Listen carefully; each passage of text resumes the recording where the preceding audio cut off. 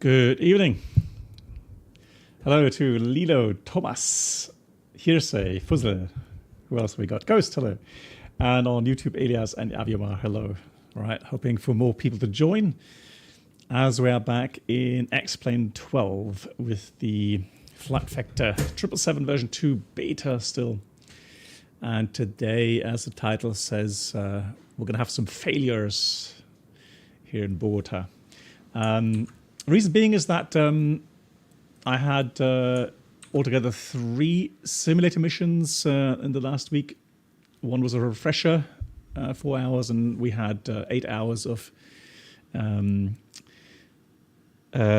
test simulations or exam simulations. So where we had our recheck, our half-yearly recheck, and topic was Bogota, which is obviously a very challenging airport to do failures at. Did it go well? Yes, thank you, it did. I was very pleased, and so was the instructor. So it did go very well. And again, the main topic is always to learn, to improve on your own skills.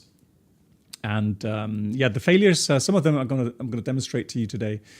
Reason being is that it always makes great entertainment, especially if you guys are interested in joining, trying to help out with the problem solving.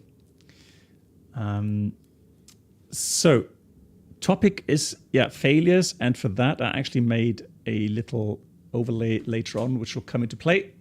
And you can see topics always then aviate, navigate, communicate. And I will pause the sim from time to time so that you guys can think about some of these topics. Let me know what you would do in these situations. Interested to get your inputs. And then we'll see how we solve these issues. Jonty, hello to you. Nice to see you. Hey Voyager, moin, wie geht's? Right, so back in the 777, and the plan is to fly from Bogota to Paris. Spoiler alert, we're not going to get there. So don't get excited about we're not going to fly all the way to Paris, trust me. Okay. Voyager, no, I think it's necessary. The thing is, the reason why is because especially when you have these very dynamic situations, which, you know, or at least one failure requires an extremely quick analyzing and decision making. So it is better to premium flight entertainment will be served. Thank you. To do a little pause of the sim. 72 months. That's 6 years of best flight edutainment. BB700. Is it already another month? Love time to renew my promise. You stream and I subscribe. BB711 thumbs up. Thank you so much, MAN. Nice. If you just resubscribed at 6 years. It says here 77 months altogether, MAN, on my list here. So 77 months. Thank you so much, MAN, for your support. Yeah, Voyager. Yeah, no worries, no worries. No worries. Yeah, it is. I am aware that obviously it's a bit unusual to pause a flight sim. But I think, I don't know. Again, I know that not too many people actually do failures yet. But more and more add-ons are coming out where you do have the option to arm some failures or do service-based failures. So obviously, I think it's a good idea to talk about some basic concepts that we professional pilots have that we get trained in, and you know, then help you get more out of your flight sims, right? Correct me if I'm wrong, but the A350 from any builds, that's going to have failures as well. Right? Hey, Eugene. No, so Eugene, I've prepared 3 specific failures. So let's say 3 specific scenarios. One of them is the first one we're going to do. Is interesting. just so that we can go through all of the, the concept regarding, aviate, navigate, and communicate, deal with the issue, and then go into the problem solving, trying to find a good solution or the best solution, how to handle the abnormal. The second abnormal is going to be a engine out demonstration here in Bogota on runway 14 right.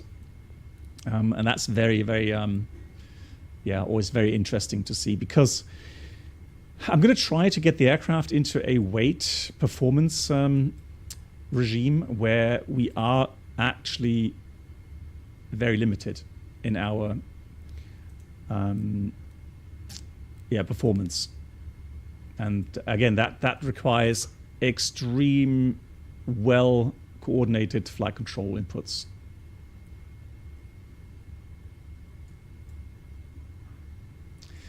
Crystal, hey, Crystal, you say situations in there's a visual difference with the failures too. Nice, like damage.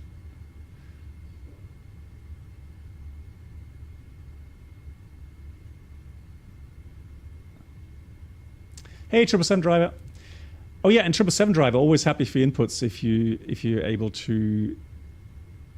Hello. To help out. Hey, Brennelt. Look at. Oh yeah. So today, guys. Today's. No, not Mayday. Sorry. Today. That's the one I wanted. There we go. So doing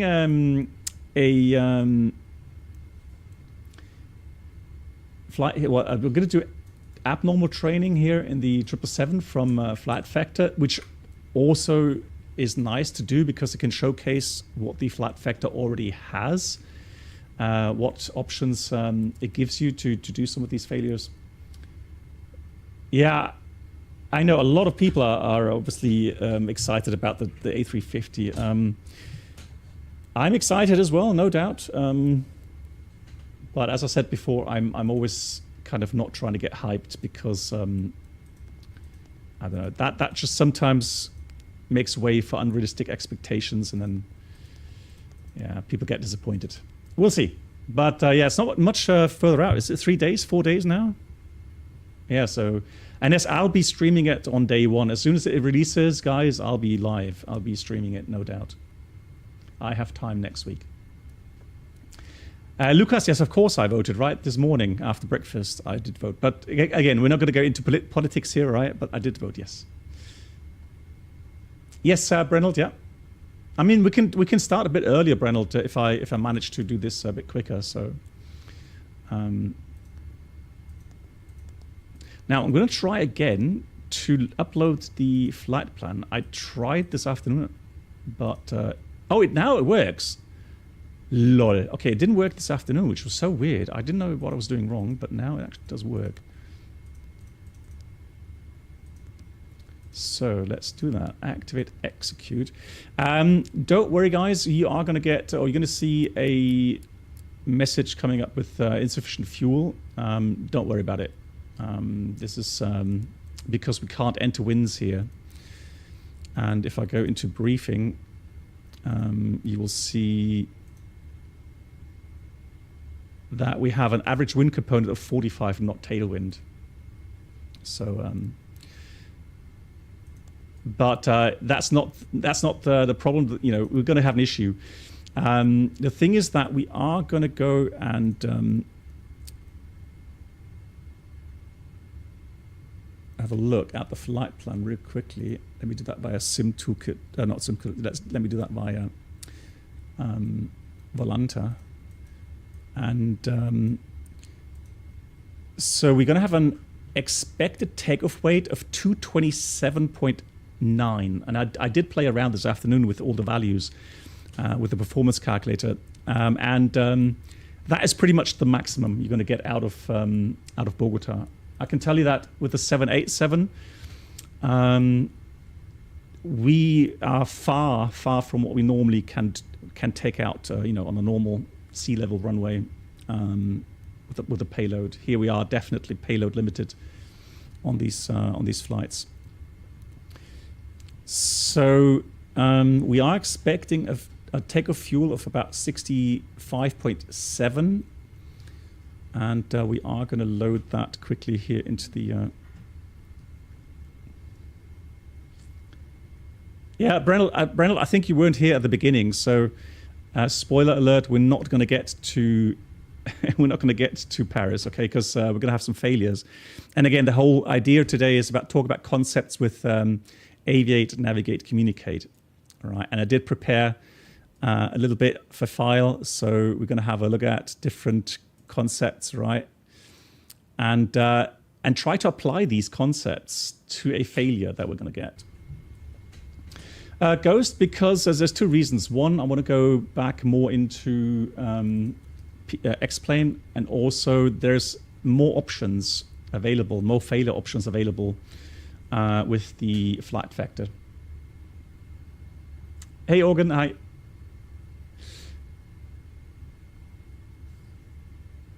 Eugene asks exactly about very good start with default. Okay, so then... Okay, so how is it limited? Okay, Elias, I'm not sure. So I didn't hear about that. So how is it limited in Microsoft 2020? What limitations? So what is not available in 2020 compared to 2024 with the A350?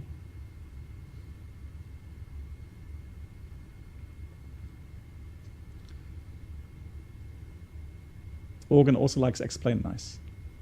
It's getting better. The thing is, so last time when I flew the flight factor, I don't know what it did, but performance is much better now in X-Plane 12. Nice and smooth, and 60 FPS at least minimum. Really nice. So I'm happy with that. Yeah, so it does have maintenance pages, and we did break some stuff the last time. And welcome aboard the Captain Black Box Twitch channel subscriber experience. Could new subscribers please make your way to the first class cabin? I'm not 100% sure what is implemented completely yet. Hey, Bruno. Premium flight entertainment will be served. Thank you. Hey, Bruno. And Iowa Scotsman, hello, big shout out. 4 years. B711 beloved. 4 years, thank you so much. And big shout out to Iowa Scotsman, also streaming on Twitch. So please check out his channel. And JD, hello to you. Okay, a lot of dynamic visual wear, cabin, all stuff you love. Okay. Okay, so the difference is, so there's no leader charts in Microsoft 2020, no dynamic weathering, and no cabin. Okay, so that will be in 2024, but not in 2020. Hey, Pilot 19. Ah, okay. So they developed the later for 2020, and then they couldn't optimize it. Okay, copied. Right, I'm not going to go through all the shenanigans with the loading, etc. I'm going to do quick loading. So what I'm going to do, I've already had the Debrief flight plan loaded. So now what I'm going to do, I'm going to go into airplane weight and balance, fill from Debrief, and then on the loading page, I'm going to do full load. So that way, we are already going to get our load sheet, and we can see we've got the fuel. And we will have all of the weights already loaded, which is nice. Sorry, so not me. Brennell asks, have you seen the newest Blanco-Lirio episode, 777 ditching at Hawaii? No, I have not. Simplaza, I have no idea what that is. I have no idea what that is.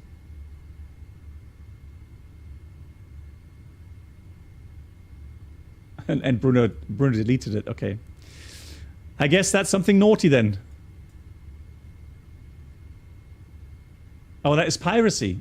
Oh, okay. Well, thank you, Bruno. Thank you for deleting that. Yeah, you got to be careful with that, Maya Aviation. You got to be careful. You get insta-ban usually. We will assume you didn't know, so all good for now. But yeah, don't post that again.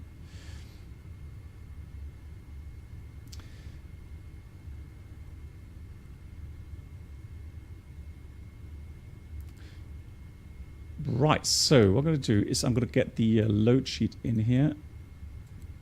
So we have a zero fuel weight of 162.2. The reserves, about 7. Cruise altitude, I think initially on the flight plan it said 370, so we're going to do that, 370. That should be achievable, and the cost index was 134. And if we take that performance, let me just check my values here.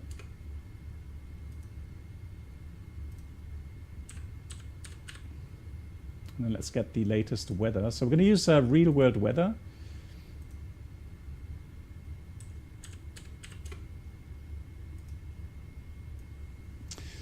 So currently we have 020 at 4,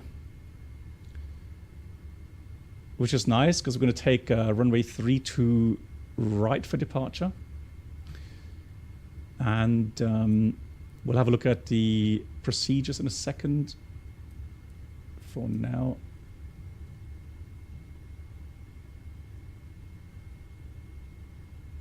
Oh, no, really, Brenold. So it was a... Oh, that was a freighter, wasn't it, Brenold? That was a freighter aircraft. Yeah, so they had an engine 2 failure and they switched off engine 1. Oh, no, okay. Man, I can relate. It can happen very quickly, but of course it shouldn't happen, right? It shouldn't happen. Right, I'm going to take 32 right, dry, the wind. Now, I'm not going to take any wind into consideration here because, I mean, normally you would try to get a little bit winded, but if it changes before takeoff, then you're pretty much screwed because you're too heavy. So 1026, and the takeoff weight, it says here, 222.2. 228.2. CG is at 31. So we'll do takeoff, obviously. No assumed temperature. We'll take flap 20. And then that, let's have a look. Oh, you see that already says, it already says that's no takeoff. And I assume that is because of the temperature, 18 degrees. That's a lot warmer than I had this afternoon. So 020 at 4. I mean, that's more crosswind than anything else. That probably won't help much. Oh, actually, look at that. So that little wind now makes the takeoff possible.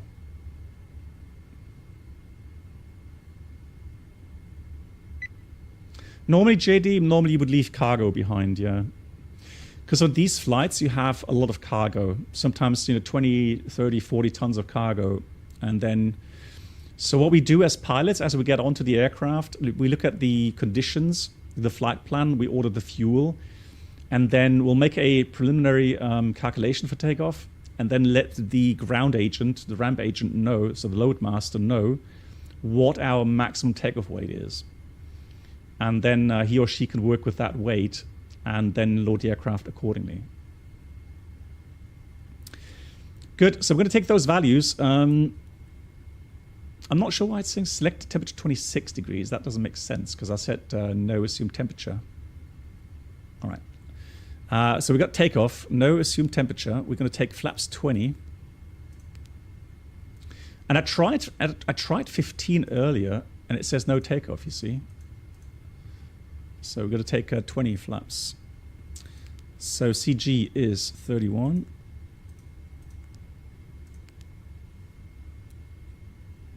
Why is the FMS saying OOT -2? I guess it's yeah. Oh, you mean this? Yeah, that's weird. Oh, disregard. I know why. Because I messed around just prior to the stream. I'm going to take customize. We're going to take download weather. Yeah, Brendel, good catch. Yeah, Bruno, good catch. Good catch. Cheers. Yeah, for the third scenario, and the third scenario is going to be a very interesting one as well. But that's going to be in Frankfurt later on. And so that should change very quickly.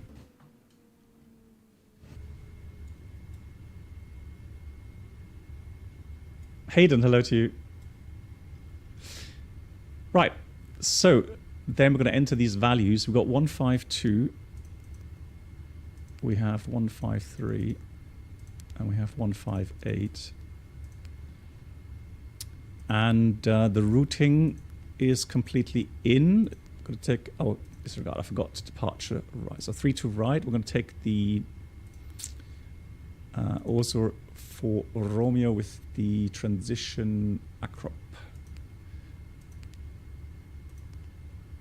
Yeah, now it says insufficient fuel. We're going to disregard that again. I can't enter the winds, so that's why it doesn't like the.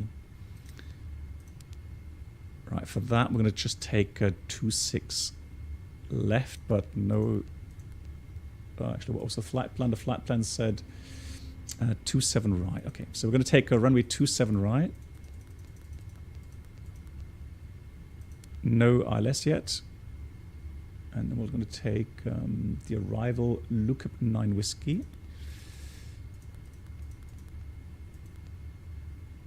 That one there.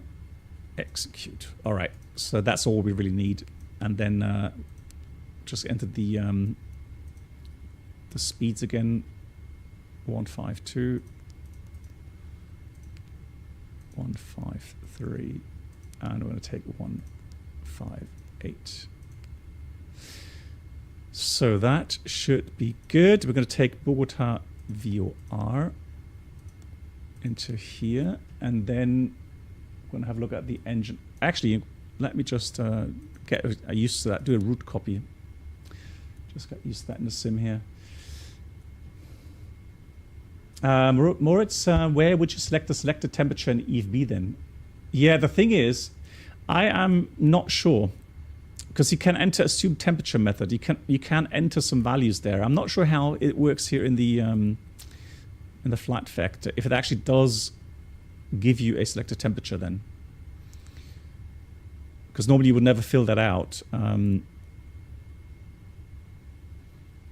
mean, if I enter, what was the actual temperature? 18 degrees. If I enter 18 in here.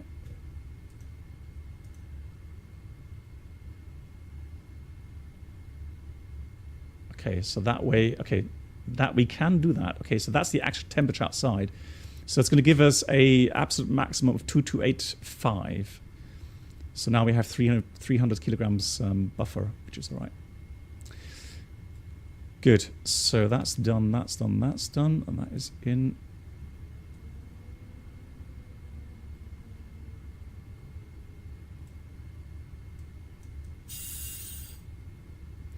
So flight directors are on. That should be on. Terrain mode. I'm going to put on. I'm going to put traffic on as well. Then, oh yeah, the engine out procedure. Now, Bogota has some special engine out procedures. So especially for the runway 14 left, 14 right, they always, even though the departure route goes to the left, which we'll see later, the engine out actually goes to the right.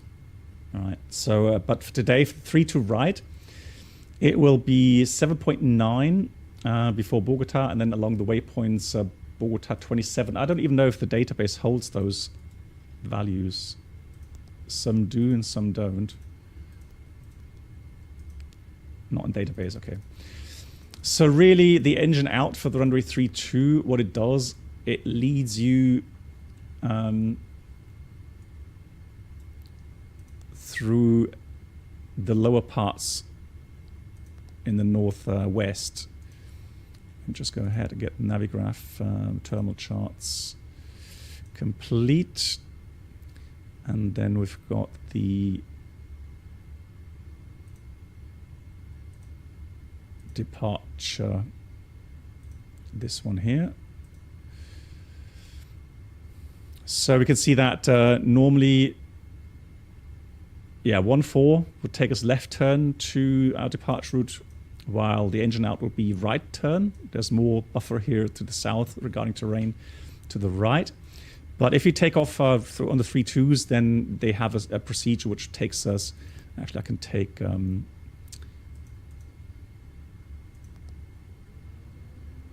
I doing?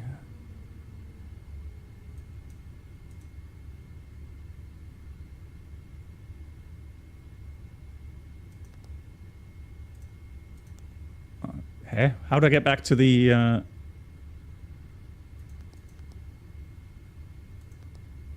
chart clip. Oh, there we go. Let me also get an approach in here. So let's do the ILS 14 right. That way I can show you the terrain there. So here you can see that a bit better. So here's the 3.2s. And so the engine out takes you along a route around these mountains here. So they don't go into those high terrain. The values of these waypoints take you this way around.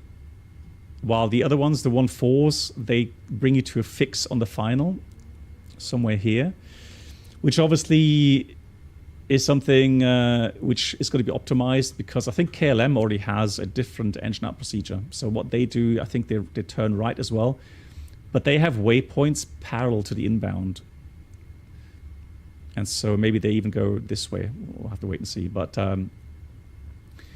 yeah, again, there's not much room for error here. That's the thing, really. So if you're in an engine out situation at these limited weights, then yeah, you got to fly very clean, very coordinated, and follow those routings exactly.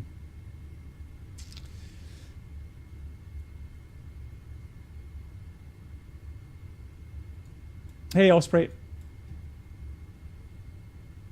Skylar, no, we're going to do the severe damage.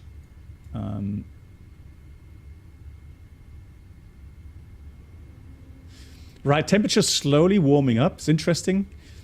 I mean, that's the fuel temperature. That's the TAT. I keep looking here for the that's the total air temperature. So that's fine. How excited am I? Hey, Felix, am I for the A350? I'm looking forward to it, but I'm not hyped. I don't really get hyped anymore these days. You know, because we do get disappointed from time to time. QNH 1027. Let me just set that here. 1027. 1027. And then I'll give you a briefing. So departure briefing. We are in the Bogota. Going to depart, actually taxi out first of all. Let me do the taxi procedure. So we're going to push back. Then taxi out, probably via Papa Bravo, Papa Alpha. Yeah, Papa Alpha, all the way 3 to right. Hotspots are here, probably because of landing traffic vacating the runway. Otherwise, no hotspots. Departure route, as briefed, follows 3 to right. So we go 315 degrees until Tilbu and 9,100 feet, then direct to Bravo Oscar. So max 230, and then Bravo Oscar 504, max 230, 12,000 above. Zip between 13 and 17,000, and then Ososu between 15 and 17,000.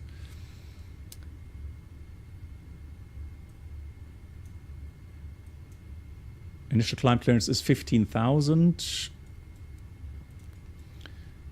And then in case of engine failure, yeah, we're going to go and just navigate. Yeah, I know where the waypoints are located, so I'll do that with heading mode. And we got a acceleration at 10,000 feet, and we have a thrust reduction at 9,360. So that's 1,000 for the thrust reduction. Acceleration is 11,000, which is about 2,500 above the ground. So we'll enter those values in here. So the engine out acceleration. So we'll do 2,500 there. Climb thrust reduction. Right. Well, I hope it's not going to be beta testing. I hope not.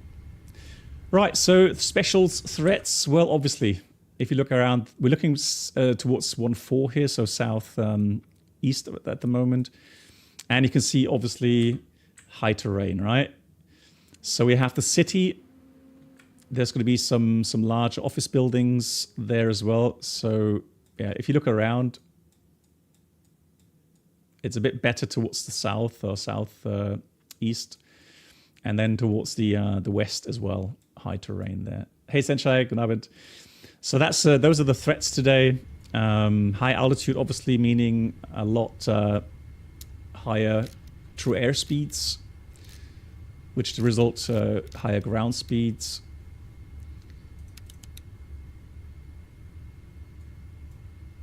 Ali, hello to you. Yeah, it is like in a Super Bowl. Well, it is. Right, cool. If there's no more questions, we'll read the pre-flight checklist. Oxygen, test at 100%. Flight instruments, we have heading 045, altimeter 1027. That's the pre-flight checklist completed. Clearance, as briefed, Osoro for Romeo, climb 15,000, and the squawk is 2420. Gonna put that on already. And then let's go airplane, ground services. Actually, let me start the APU first of all. Oh, and I do have the, in case you haven't noticed yet, I do have the new engine sound, or engine pack. So we are actually using GE engines today.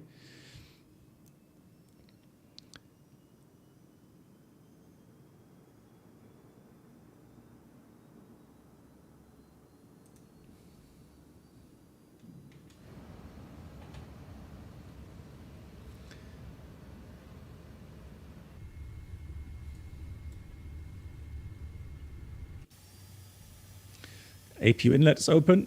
See the APU starting up.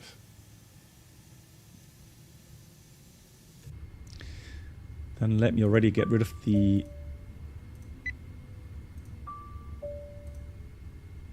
I'm going to set the parking brake. Parking brake is set.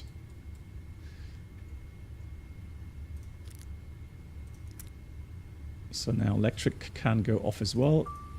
Chocks, stairs. Then we go to door menu.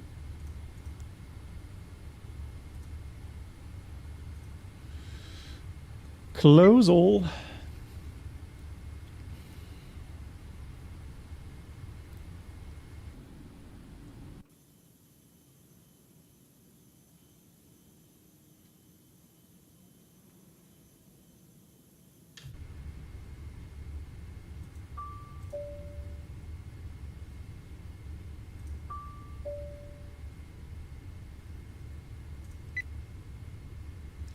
So now all the doors should be armed. Just check that, correct.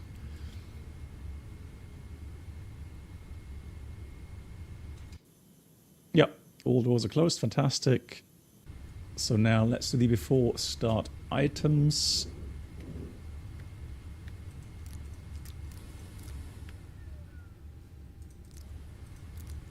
We do have fuel in the center tank today.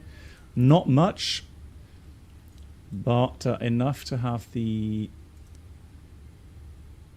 I don't know what the limit is when they would tell you to actually what we can do. If we switch off the center pumps, if you switch them off and it says fuel in center, then you have to switch on the center pumps. It's as simple as that.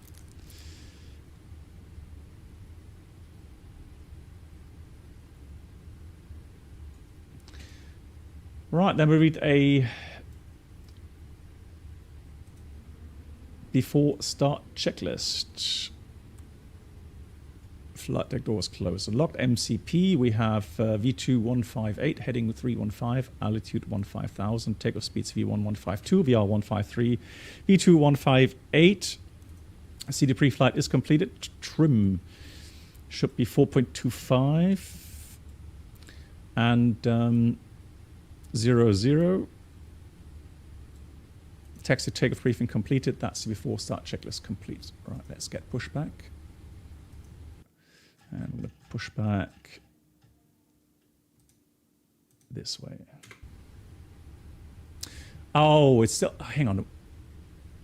That's one of the things I still haven't managed to fix yet. Can I do...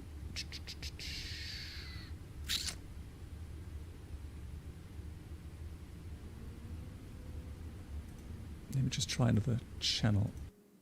Oh no, you got to be kidding me.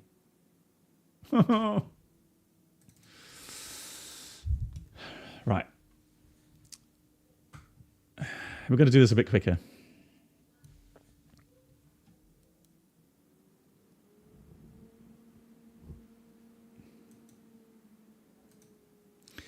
So we'll pretend we're already at the runway. Download done, start flight. Yeah, so we're gonna quickly load everything and then skip the taxi out. Well, Organ, that was clearly due to the Better Pushback app just now. No, that was not the failure, no.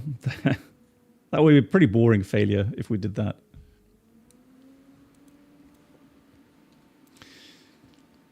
The good thing is that it loads a bit quicker than Microsoft 2020.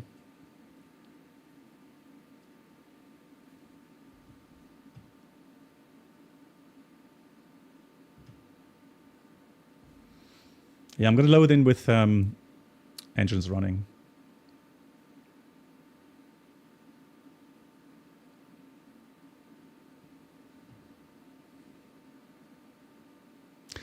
Latest version, I will have to check, but it wasn't that long ago that I updated, so...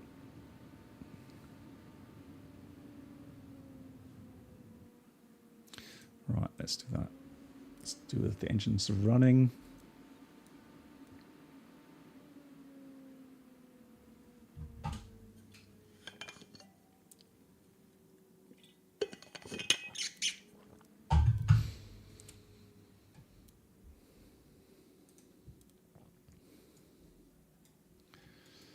So we're going to do FMC.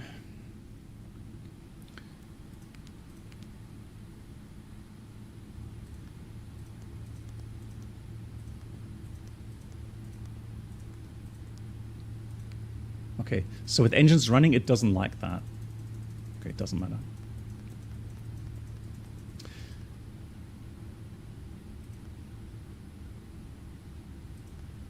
Ghost, yeah, we had to crash the desktop because Better Pushback. I tried to change the audio source for Better Pushback and it crashed me to desktop. But so we're expediting a bit. So departure arrival, departure here is 32 right. That departure, macrop, execute. And then I'm going to enter 2-3 waypoints. That's about it, and then we leave the rest because again we're not going to get to Paris. We're going to have an issue on departure, and again, guys, you guys have to help me solve the problem, okay?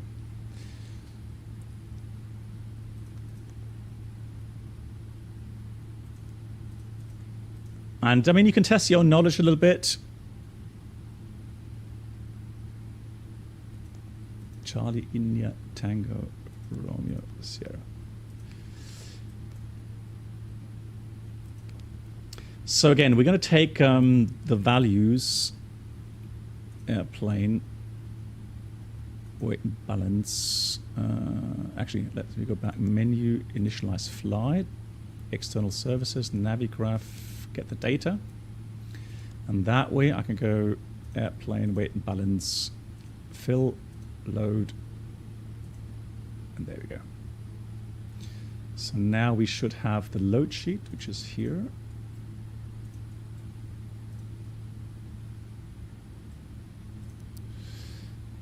So we have 181.4 is a bit much, so 162.2 is what we actually have. Reserves about 7. So 207. Fuel is 66.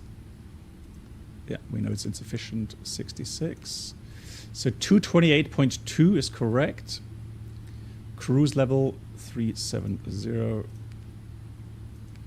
And then we've got takeoff. It was full power. We have CG at 36.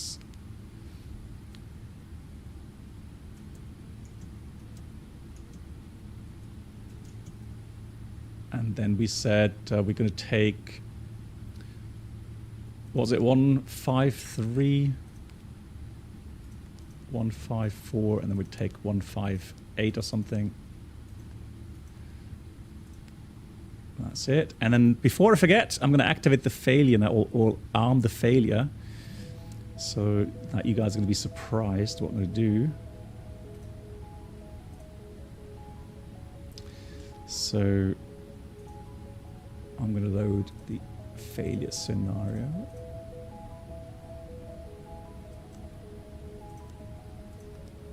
And then hopefully it works.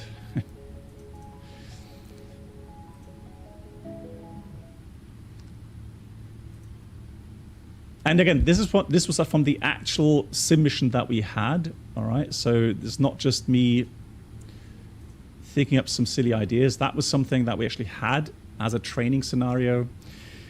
And the scenario itself is there to train basic concepts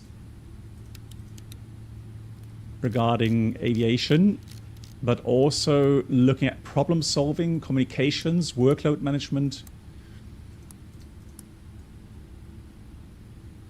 and crew resource management. So these things are, as always, very important. And as I mentioned before, we are going to pause the sim from time to time because I want to give you guys a little bit of time to think about what we have, and then what options do we have.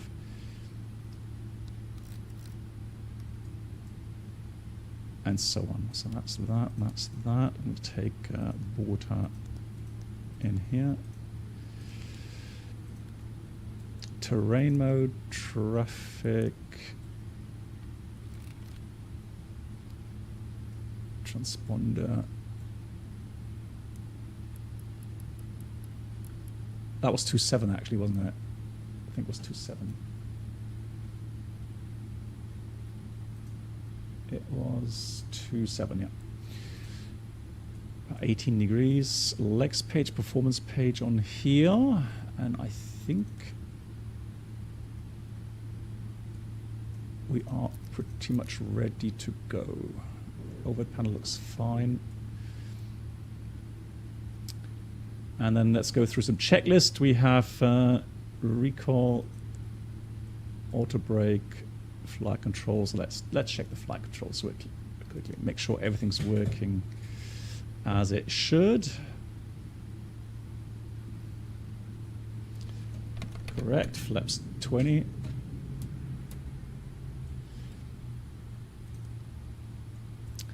Flight controls check. Ground equipment clear. That's the before taxi checklist. And then we have the before takeoff.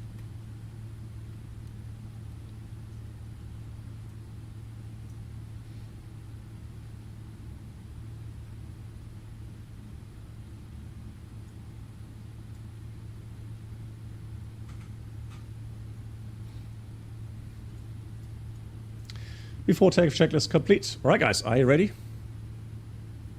Let's do this.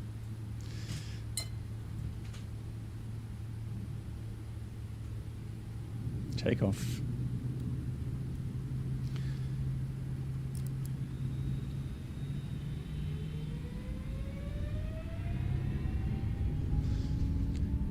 And it's quite impressive how far the thrust levers have to be moved forward on this airport. So normally we have a lot of reduced thrust, so the thrust levers don't go as far forward. Here's thrust set, 80 knots checked. And then the takeoff run takes ages. So we have a very long runway obviously here in Bogota, but still the whole takeoff run takes absolute ages. And when we have later on, we have an engine failure, not this time, but later on, you want to rotate, you will see how low we're going to stay. Pause the right, gear up.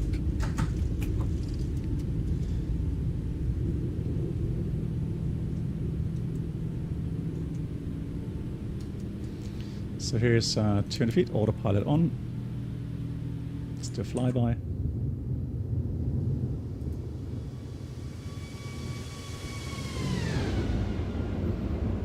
A bit too much condensation for me on these wings, but hey.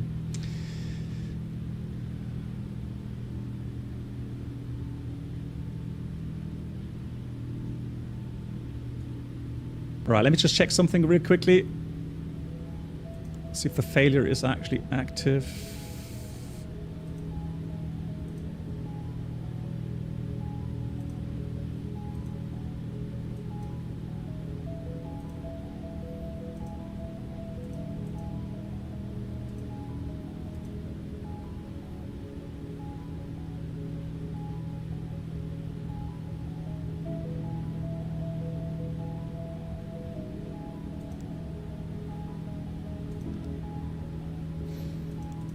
It's a shame. It worked this afternoon, but for some reasons now it doesn't work. So let's do differently.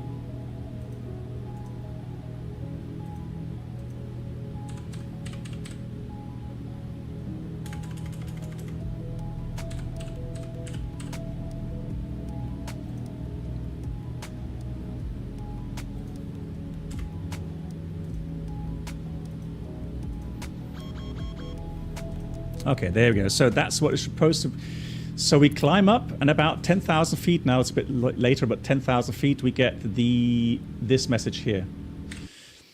Right. So it says flaps primary fail and flaps drive. So you don't have to know exactly what that means. I will tell you what that means, but there's something else really right now that we have to do. Not this, but this. So it says aviate, navigate, communicate. So aviate, guys. So what's aviate? So what's something we have to do now? So what's our primary issue that we have? So the failure, guys, I can tell you, the failure means, flaps drive means that the flaps are locked. So the flaps, whatever reason, maybe they've got a control problem, they've got asymmetry, whatever, right? But the flaps, so this message here means we cannot move the flaps anymore. They are locked and they can only be repaired on the ground. So someone's already posting fly the aircraft, right? So here we go. So let me have a look. So it says aviate, right? It says fly the aircraft, okay? Fly the aircraft. So what does that mean? Fly the aircraft. It does not mean autopilot off. No, that's not what it means. I would definitely leave the autopilot on. But fly the aircraft means, it can mean pitch and power. But really what you want to do, you want to maintain and stay within the flight envelope. So the flight envelope isn't only the aerodynamic flight envelope regarding stall or overspeed, but we have a maximum speed regarding our flaps. So we can see that with flaps 20 out, the max speed is 195 knots. So we're not allowed to overspeed the flaps. So the 195 is actually already an envelope limit. So the first thing we're going to do is we're going to nail the speed manually to a maximum, let's say 185, what we have here. I'm going to put 180 in here. So that's the first thing, right? So stay within the flight envelope, right? Another thing could be check the gear and flap configuration. So engine out, for example, right? Fly the aircraft. Well, what's our gear doing, right? Have we remembered to put the gear up, right? That's also in the topic of fly the aircraft. And then I put in use automation. The thing is with use automation, obviously you want to reduce your workload. And as long as the autopilot is working, use it. That's the simplest way really to reduce. All right, so we said we're going to put the speed selected 180 so that we don't overspeed. So now we've done that, guys. What's next? What's next?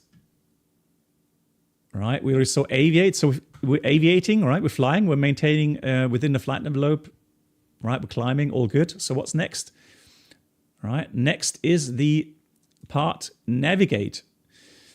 So navigate means we want to maintain a safe flight path, right? So we'll make sure that we are clear of terrain. If we have an engine failure, for example, we've got to follow an engine out SID. Or maybe even weather avoidance. Maybe there's a thunderstorm that we have to avoid, right? So that's navigate. Okay, so what do we have here right now, guys? We're on the departure route. So my question would be, is it safe to continue on our departure route? Well, there are some restrictions regarding minimum crossing altitudes, correct? So this waypoint here, 12,000 above. Well, we got that. So it's still climbing with flaps 20, and now we're 15,000. Exactly, Alpha. So what's the MSA? The MSA is 15,000 feet here. So I want to make sure that I remain within 25 miles of the airport so that I'm clear at 15,000 feet of all the terrain. Right? So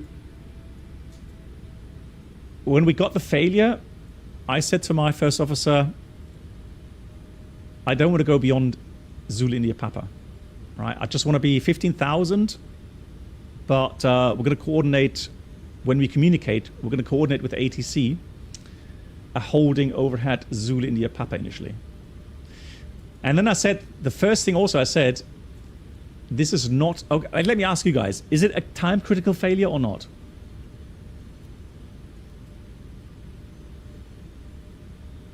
Navigate, assess if your planned route is still, yeah, exactly, Pilot 19. Yeah, very good point, yeah. Exactly. No, perfect, guys. Thank you. Yeah, exactly. So we have so much fuel. At the very time, we have absolutely no time issue. And that's what I said as well. Right now, no time issue. So we come to the part communicate. So communicate, right? ATC, pan, a Mayday or pan, what do you guys think? And then it says request help if needed. Pan. Yeah, pan, exactly, guys. You guys are, yeah.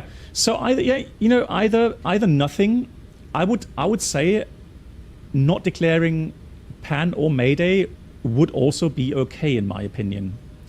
The thing is though, pan means that there is no actual real threat to the aircraft and its occupants, but you do require some assistance and maybe some priorities. So I would say let's call it pan, just to say, make sure other aircraft are listening and hearing our pan, and that way they can keep back a bit. So we're going to say pan, got a problem with the flaps at 15,000, would like to remain 15,000, enter hold at Zulu India Papa. And then the ATC says, okay, the pan is copied at time 2205, maintain 15,000, enter the Zulu India Papa holding, which we'll do. So that's entered, and we maintain the speed. Right. So you can see, guys, all we've done right now, we've not really solved the issue, have we? So that right now, the main concern was the aviate, navigate, communicate, right? That was the main concern. As always, with all abnormals, it's always aviate, navigate, communicate. So now we are in a stable flight path, and now we can actually deal with the technical issues. Mark asks, when would you decide CRM? Who will do what regarding flying and fault analysis? Yeah, so good question, Mark. The thing is that this is already given to you by the normal multi-crew concept. So we have pilot flying. I'm the pilot flying. We have a pilot monitoring, first officer. So the roles are already given to you. However, if there's a abnormal where I would say it requires some more adjustments, then I can maybe get the senior first officer to do something else, like talk to the cabin crew right now, let them know what's happening, or open up the the documents, see if he can find some technical background info, whatever. Right, I can do that, but initially, for the problem solving or the checklist tasks, it's already a clear setup. So as the captain, I have to look at the list of abnormals that we have, and then I'm going to say, well, I'll tell you what, I'm going to say flaps drive is the main issue. So I'm going to say flaps drive checklist. So the first officer then, or the pilot monitoring, opens up the checklist, and the system already put drive above the flaps primary fail. So let's go flaps drive. Flaps drive. Condition, the flap drive mechanism is failed. And here comes the first big important message. Do not use alternate flaps. Right? So we do not use this button here to drive the flaps in alternate mode. Why? Because asymmetry and uncommanded motion protection is not provided in the alternate mode. So if the failure was actually given by maybe an asymmetry or some other thing, then we can make things worse by using the alternate flap extension, because there's no more protection available in that. And we would make things worse. So we will not use alternate flaps. And then it says ground proximity flap override switch, which is here to override. It says note, do not use FMC fuel predictions with flaps extended. Well, of course, right? We have a bit more drag right now. And so obviously all the estimates, fuel estimates are wrong.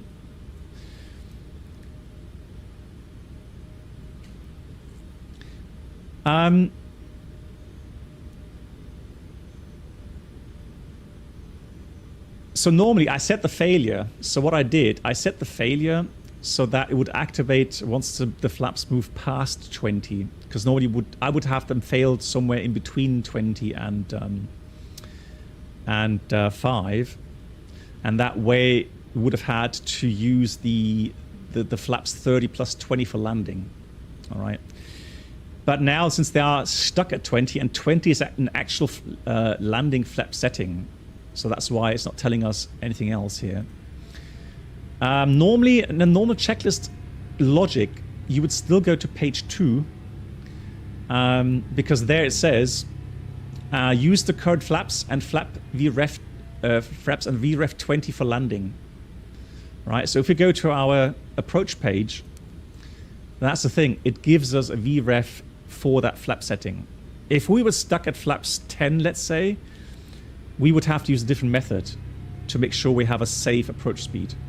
But here it makes it a bit easier. We've got a flaps 20 here in the FMS. Good. So it says do not accomplish the following checklist. Flaps primary fail. You see, this was a secondary failure due to the flaps drive. And here it tells us don't do that checklist. And now that rectangle here has actually disappeared as well from the flaps drive, flaps primary fail. And it says checklist complete except deferred items. So deferred items are the checklist for the descent and then later for landing. And we'll see that in the normal checklist, we have these notes or these deferred items included automatically, which is a very nice, nice feature.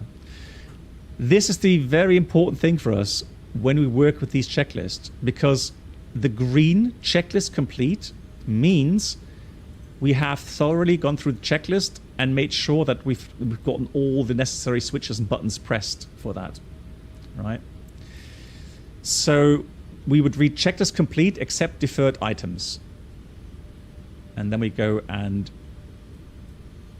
remove that checklist.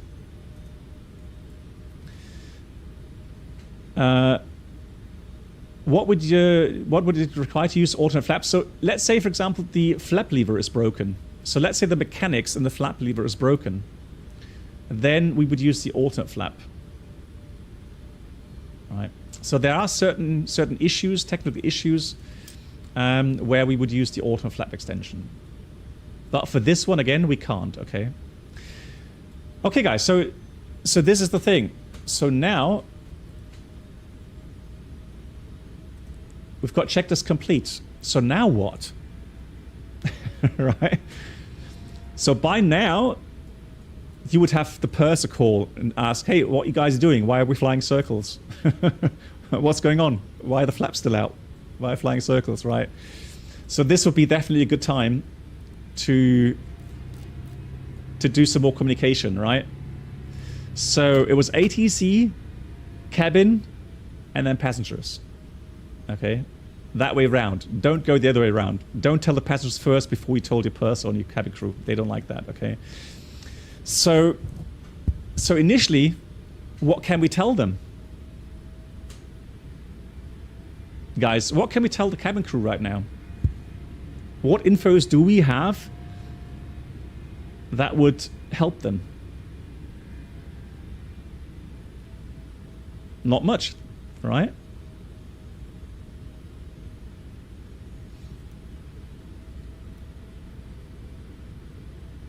Yeah, that's a good point, 777 driver. There's also a altitude limitation for flaps. It's 20,000 feet, correct? Yeah, but airline is live. Where are we flying to? We haven't decided to where we're going yet. Yeah, Voyager, that's a good thing. That's also Voyager. That's a good point. So telling the purser, hey, yeah, you're right. We're flying circles because we got an issue with the flaps right now. We can't attack the flaps, but situation's under control. We're just on the checklist right now. We're flying some holding pattern north of the airport. Now, we have not finished our problem solving yet, so we haven't decided yet where we will land. I will get back to you. Do me a favor, call the rest of the crew and let them know. Right, so I'm giving over or I'm telling the purser to let the other crew members know. Right, I want everyone to know that we have an issue right now and that we're going to get back to them as soon as we have some more information, right? What about the announcement to the passengers? What can we tell the passengers right now?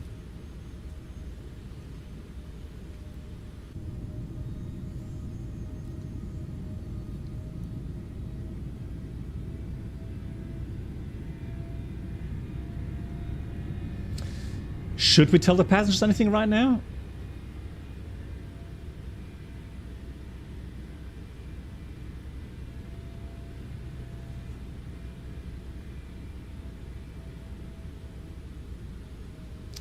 All right, so there's a technical issue, no major concerns for the safety. Right. So personally, right now, I would know that, especially those passengers that do a lot of flying, so the frequent travelers, they would definitely know, right? They would know something's wrong.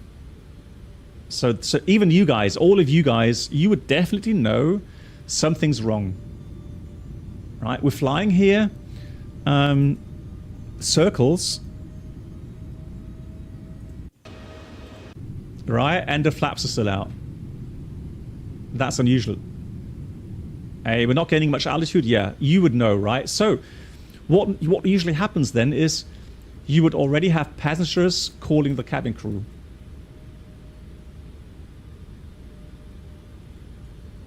No, Robbie, we don't do that. No. So yeah, I think a call to the passengers would be a good idea. So you'd say, "This is the captain speaking. As most of you will have noticed by now, that we had to stop our climb. Our climb out of Bogota right now. The issue is that we've got a problem with the flaps,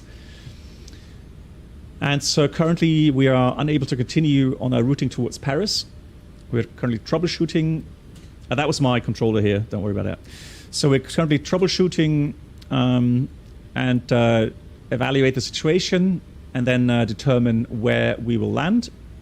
So stay calm, listen to the announcements of the cabin crew, and I'll get back to you in the next 15 to 20 minutes. So saying that, I'm going to start my chrono here so that I know that I have to make an announcement in about 20 minutes again. All right. But I know that the troubleshooting will not take more than 10 minutes. Okay, so we've done our communication, right? So the cabin crew knows what's going on. The passengers know what's going on. So now everybody's eagerly awaiting our decision. So what do we do now, guys? So how do we proceed from here on?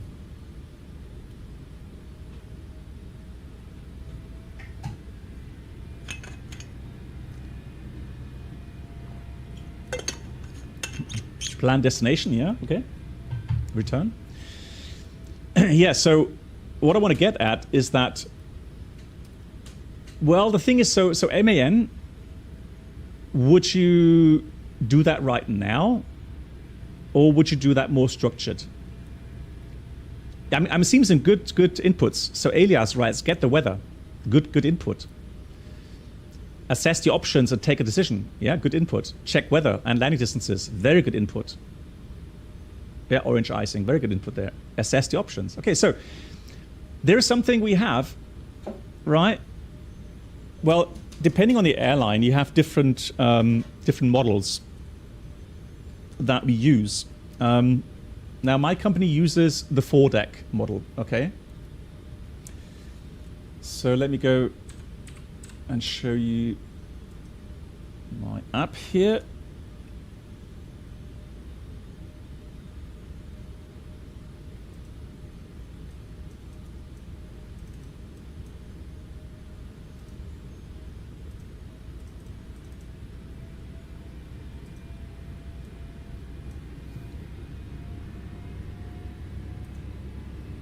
There we go. Okay, so we have something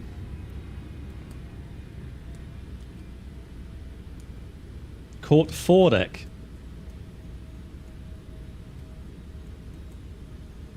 So FORDEC, right, that stands for facts, right? The O, options, R, risks, benefits. D is then the decision. E is the execution of that decision. And C is the check. Is the decision and the execution still valid? Right? So that is our model, FORDEC. Oops. Hang on, where's my chat? There's my chat. You'd ask for an espresso and a cigarette.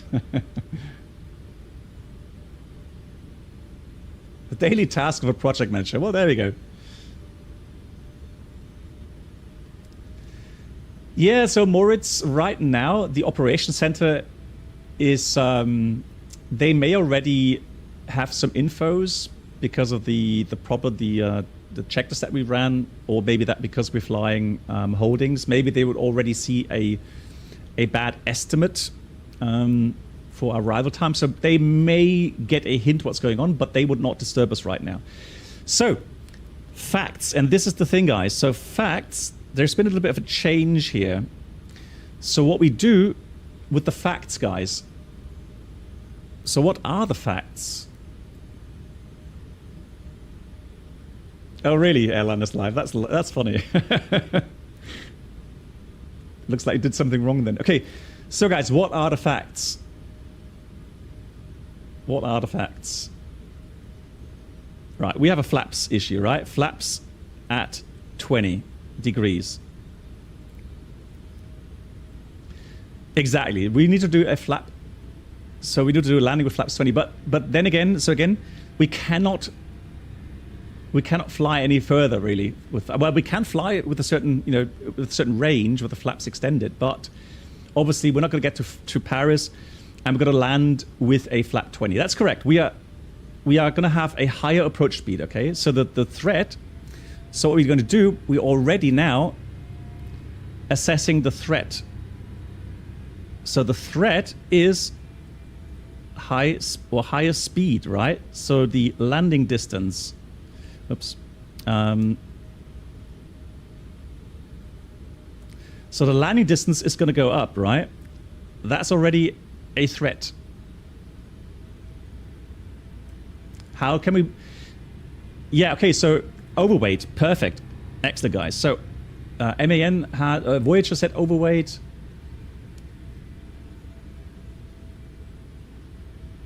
Overweight.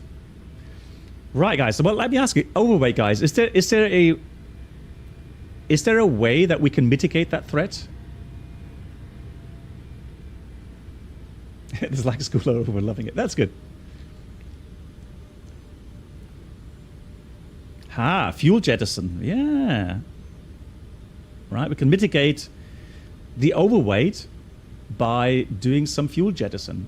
Yeah, dump fuel. Exactly. Anything else? What about the go around performance? Could that be an issue?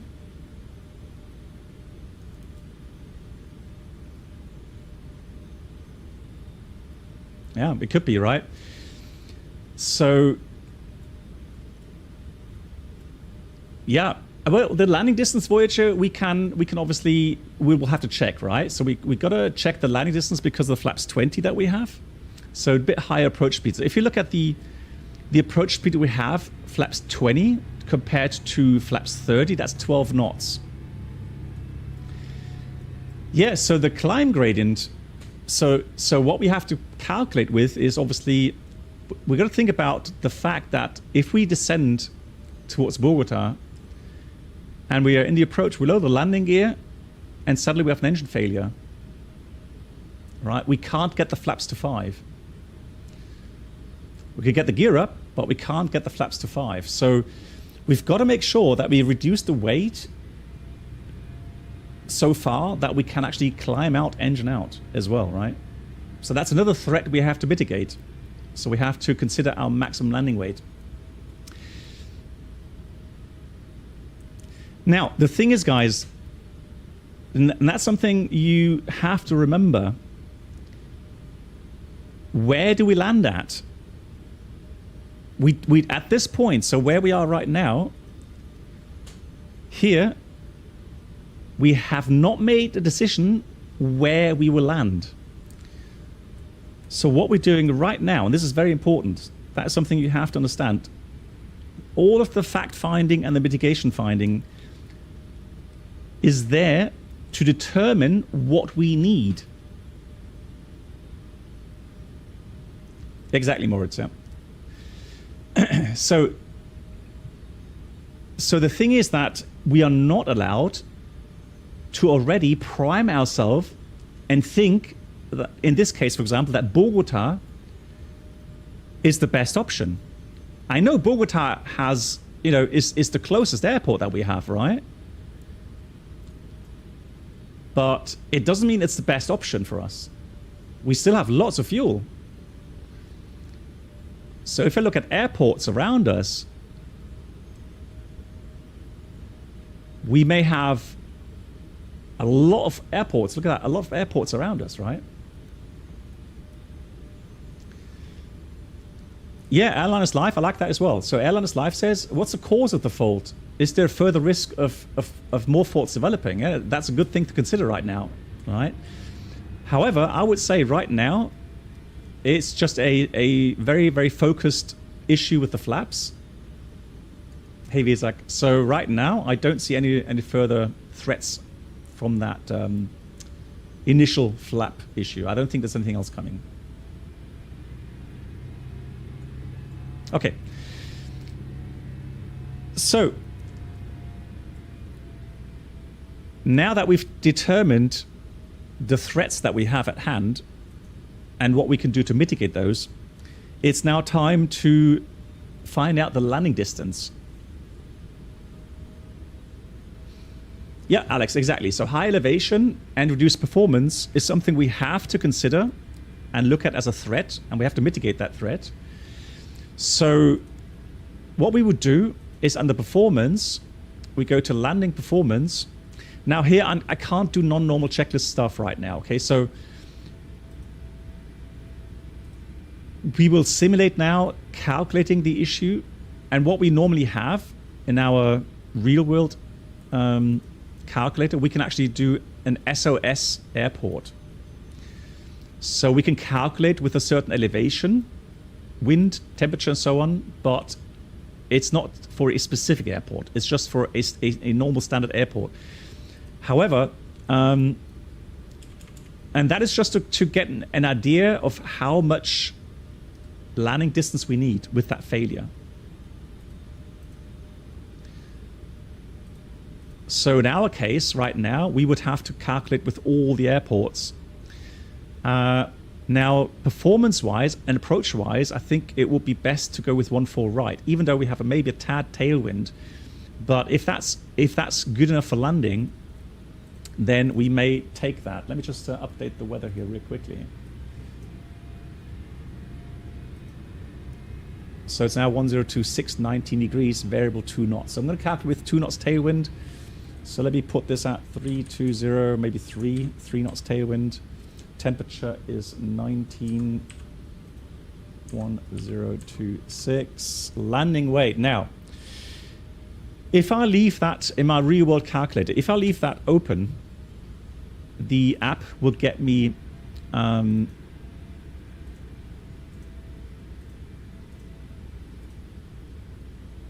let's do manual. Well, actually, let's do max.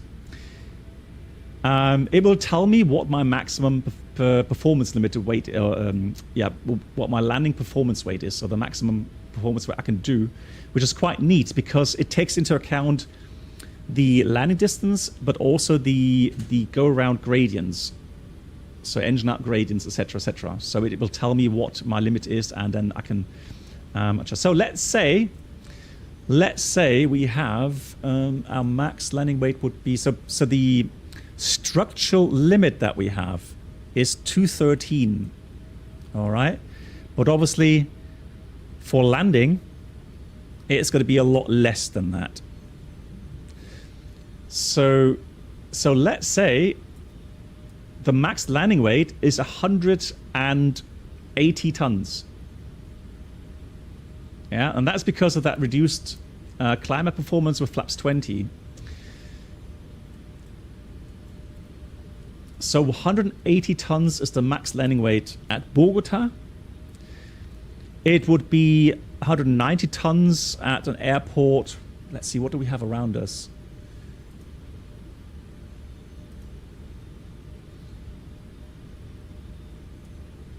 So how far away is Quito? Let me just check alternates here. Alternates. Oh, it's in up still. Okay. So let me have a look at Quito. Quito is 400 miles away. Hey, Sim Caesar, big shout out to Sim Caesar. How are you, my friend? So this airport, so Quito would have enough landing distance available. What else do we have? Let's say we have... what do we have to the north?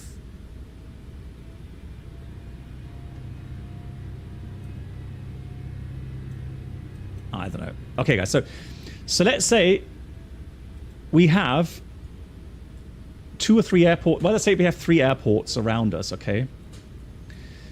That would give us an option to land at. And just to get the point across regarding the...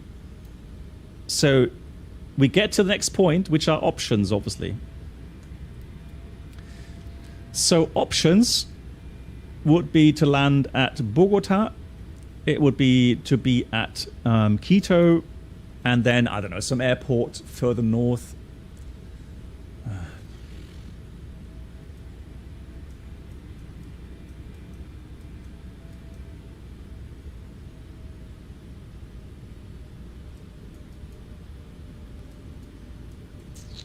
Let's see, what have we got north? Is it Cartagena?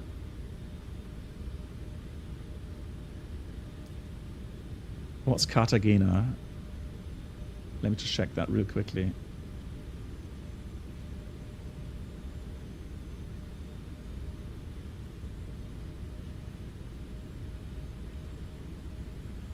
Sierra Kilo Charlie Golf. So Sierra Kilo Charlie Golf. Okay, guys.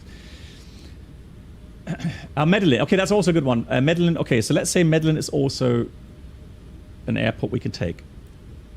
So let's say we determined these 4 airports are available for us. Yeah, okay, let's take out... Okay, so let's take out Cartagena. I didn't know. So let's take... So Medellin, okay? So Medellin is the 3rd one, okay?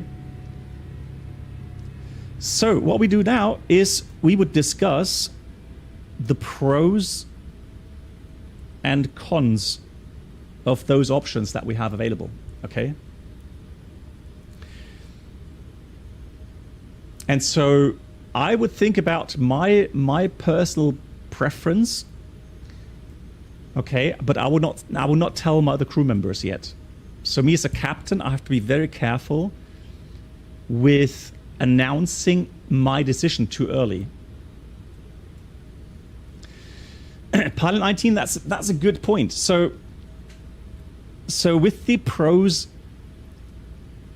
so what we have here as well, options, and then we would also then determine the risks and benefits with those, right? So that discussion here also takes into account the risks and benefits. So what's the risk at Bogota? Well, high terrain. What are the benefits of Bogota? Well, long runway, good weather. We just departed from there. The passengers that we have on board can deboard the plane. They have no immigration issues. We have a good technical station there. All right. So those would be a lot of pros. The cons, though, are high terrain. It is quite challenging to approach the airport there. So then we'd take for Quito. Well, Quito is also an airport that has a lot of high terrain, right? It has a long runway, but also high terrain. It doesn't have as good as, you know, technical staff there maybe. The passengers may have issues with the authorities, right, regarding immigration and so on. And I don't think many passengers would like to be at Quito, but that's second nature. But, you know, now we're determining what's the safest landing, right? Yeah, passengers also feel, you know, more comfortable. So that, again, that is a, you know, a pro for Bogota. And the last one, Medellin. So Medellin would be an airport, maybe less of an issue regarding. Welcome aboard the Captain Blackbird. Thank you so much, Sim Caesar. Experience. Could new subscribers please make your way to the first? That's really kind. Sim Caesar gifting us up to Airliners Live. Thank you very much for you, Nak. Entertainment will be served. Thank you. Okay, so pros and cons. Right, so Medellin. So let's see how far Medellin is from here.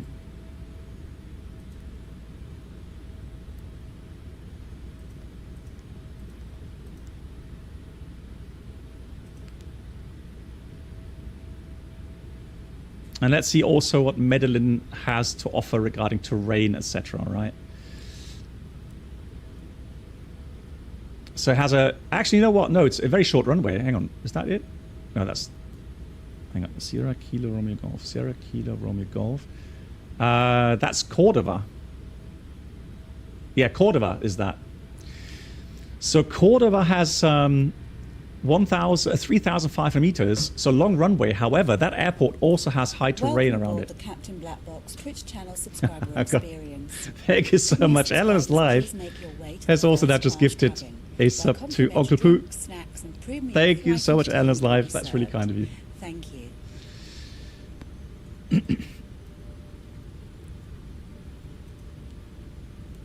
Okay, so guys, let me ask you then. Yeah, so Alex, if I announce my preferences too early, then maybe the other crew members will hold back with their opinions. All right, so you know, I want to have their full input. I don't want to have their input influenced by my thoughts and my preferences. Right, so I want their full honest opinion. Sierra Kilo Charlie Golf has no terrain. Okay, guys. So let me ask you then, what would be your yeah, Cartagena, 2,500 meters. Right.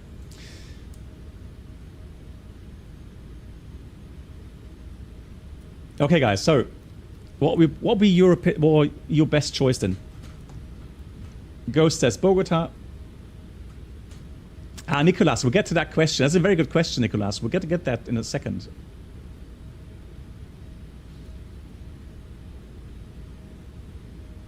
Bogota.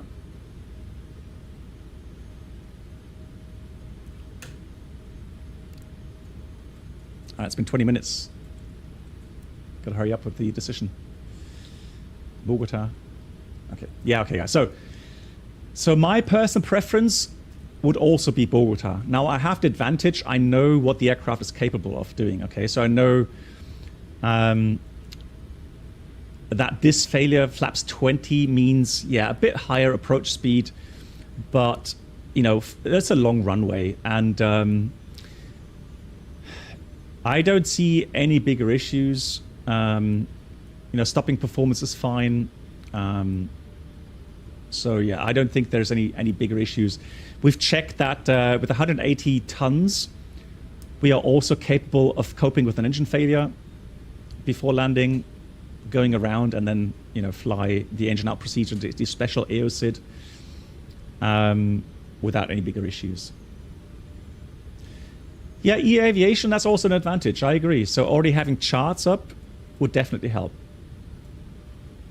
The tire limit is about 204, but the most upper limit is 226 usually. That's the 787 Speedster. I think the 777 has the same. So that's a good point, Franz.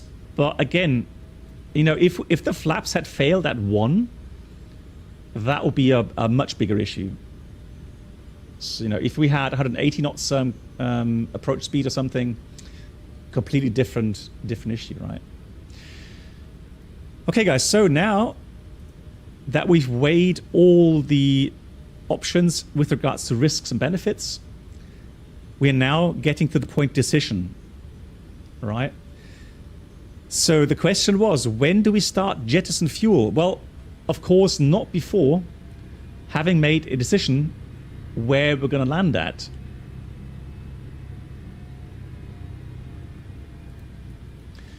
So now that we've made the decision to go back to Bogota, we could start working. Somebody was asking, are we allowed to dump fuel over land? Well, the minimum altitude is 6,000 feet. So if we're above 6,000 feet, we are allowed to dump fuel.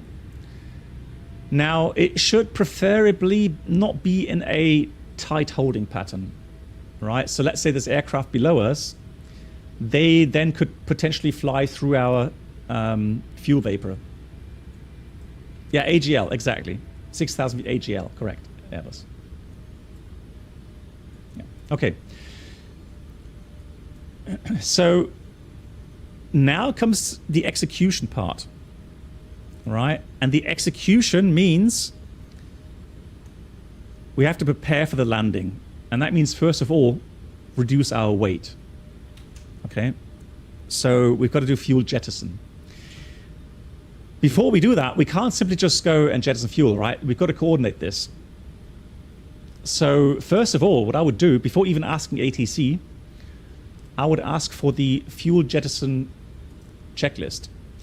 That is an unenunciated checklist. So fuel jettison. Why do you want to have the checklist first? Because you may have some information in there that you have to consider. So it doesn't really make sense to ask ATC, oh, we want to dump fuel, and then they say, yeah, sure, do so. And then you see there's a limitation regarding flaps, for example. And on the 787, we have a limitation regarding fuel jettison and flaps. We are not allowed to jettison fuel with flaps 30. Right? So again, make sure, would that be possible right now? It is, so a whole checklist. So now we coordinate with ATC. I will tell my first officer, yeah, ask ATC if we can dump fuel here. Nicolas, it's because, what do you mean, what's the reasoning behind that? The flaps 30, I would assume because the aerodynamics. I think that when you look at where the fuel is being jettisoned, where the nozzles are.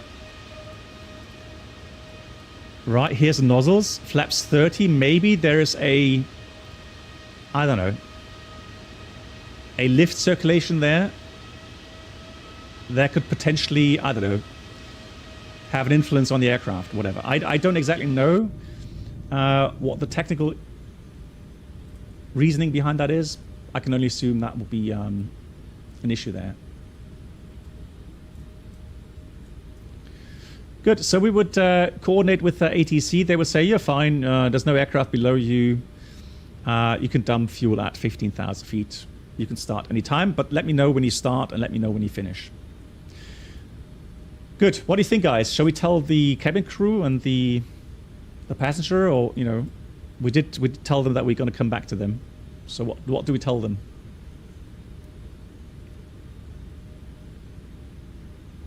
Yeah, alias, that's also a good point. Yeah, you know, you look at airport, you know, firefighting capability, etc. For sure. Yeah, that's also, you know, in the options part.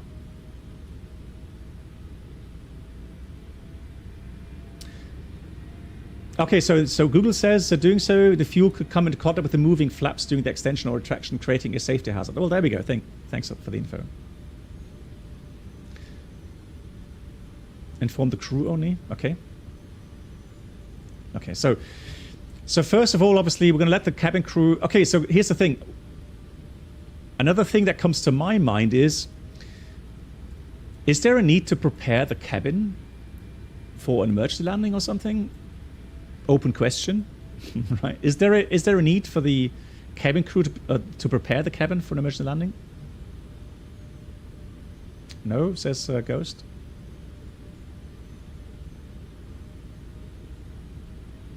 No. Okay. Yeah, I see it the same way. Yeah, I would see the same way. It's a landing, a flap 20 landing. That to me isn't that critical. So honestly. Yeah, okay, so in what regard, so let me ask you this way then. In what regard would you prepare the cabin? Safety position? Would that help in our case? I mean, hey, Cowbell, hello. I mean, if we had, you know, if we'd failed the flaps at 1 and we would have 190 knots approach speed or something, well, maybe then yes. Right, maybe we would have a tire blowout or something, control issue, whatever, maybe then yes.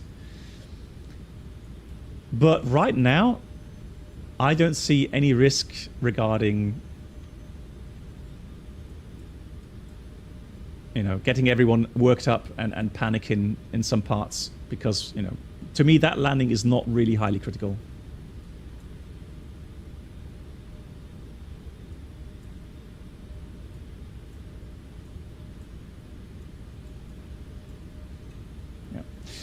I mean, I would say I would accept what Orange Icing is saying, is that maybe let the passenger know to look at the safety brochure.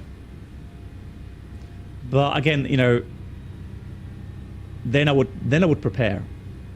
So this is my take. Either I'm absolutely sure, 100% sure that is a pretty normal landing. If I have any doubts that the landing could go wrong, I would have the cabin prepared. But with this is not critical. Right.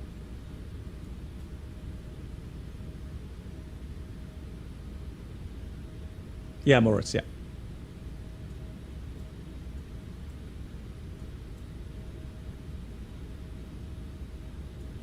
Exactly. So first of all, I would call the purser. I would say, hey, okay, so we made a decision. We're going to return to Bogota. I estimate, well, we've got to dump the fuel first, which will take, we've got to dump how many tons of fuel? Let me just have a look. So 180 tons means we're going to have to dump about 45 tons of fuel. That takes about 20 minutes. So let me start that already, okay, guys? Yes, and we'd also make an announcement to passengers, tell them, hey, guys, we made a decision, so we can't move the flaps anymore. They're out at 20 degrees, which is fine for landing. However, we cannot move them anymore, and so that way we can't fly, you know, to Paris. And we decided to return to Bogota to get that fixed. And right now, to reduce our landing weight, because right now we're still overweight, we have to reduce our landing weight, and we're going to dump some fuel, and that's why you're going to see some fuel spray at the wings coming out. Do not be alarmed. That is completely normal due to the fuel jettison. All right. So let me work through the fuel jettison checklist. It's a very quick one. So first of all, fuel jettison condition, fuel jettisons needed. Fuel jettison arm switch, armed. Fuel to remain must be changed. Well, it asks us here, fuel to remain. Yeah, so fuel to remain is about... So, okay, guys, this is the thing. So how much do we dump? Do we dump already so that we have 180 tons now? Or do we dump maybe a bit less so that we cater for the approach fuel?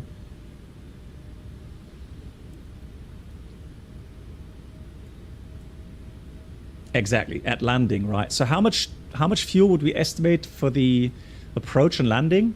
2 tons, maybe? Yeah, maximum 2 tons. So that way, currently 60 tons, we're going to remain about 20 tons, right? So fuel to remain must be changed, yes.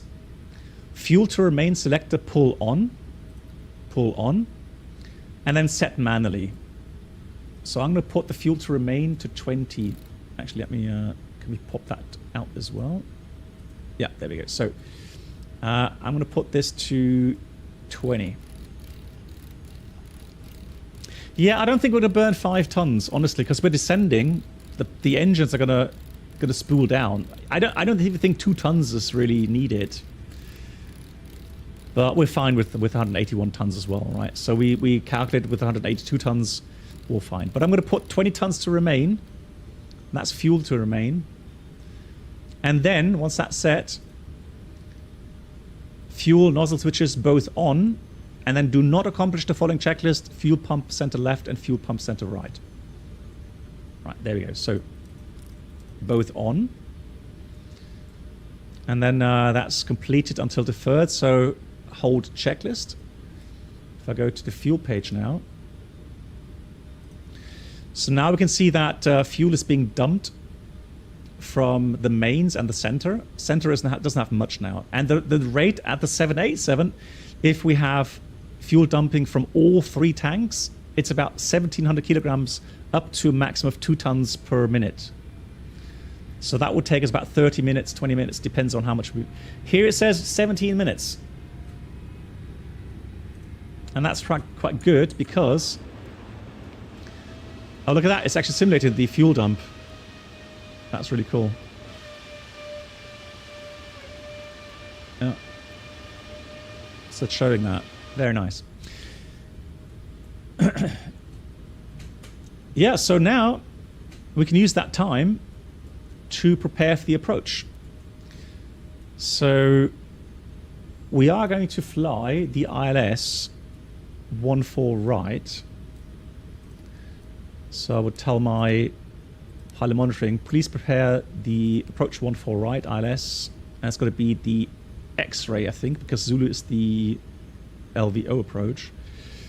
So 14 right X-ray will take via Amves execute.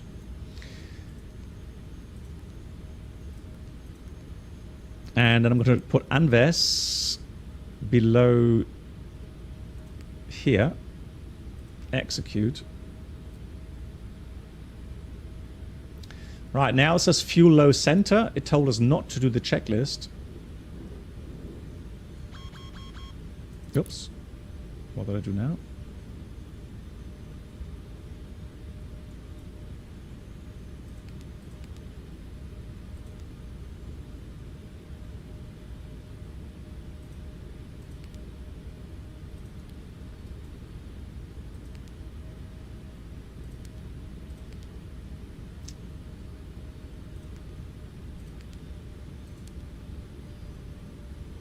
Let's do that again. So, going to fly the ILS 14 right, and we're going to do a flap 20 landing, obviously, and we're going to put auto brake to 4. That's enough. Don't have any issues with that. And let's have a look at the charts.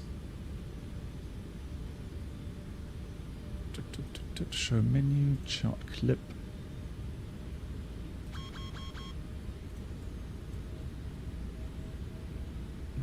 I'm not sure why it's having issues with the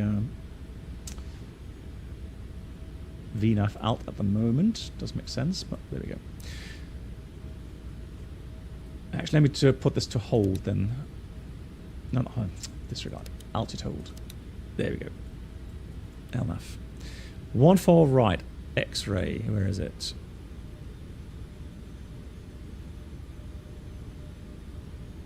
Oh, no, here it is. It is a Zulu.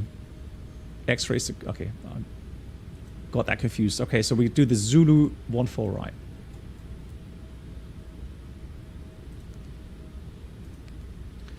So Zulu 14 right.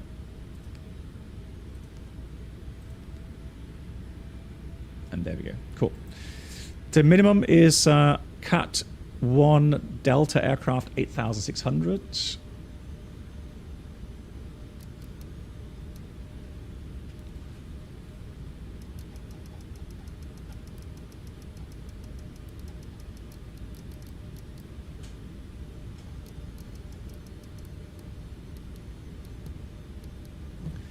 Is set.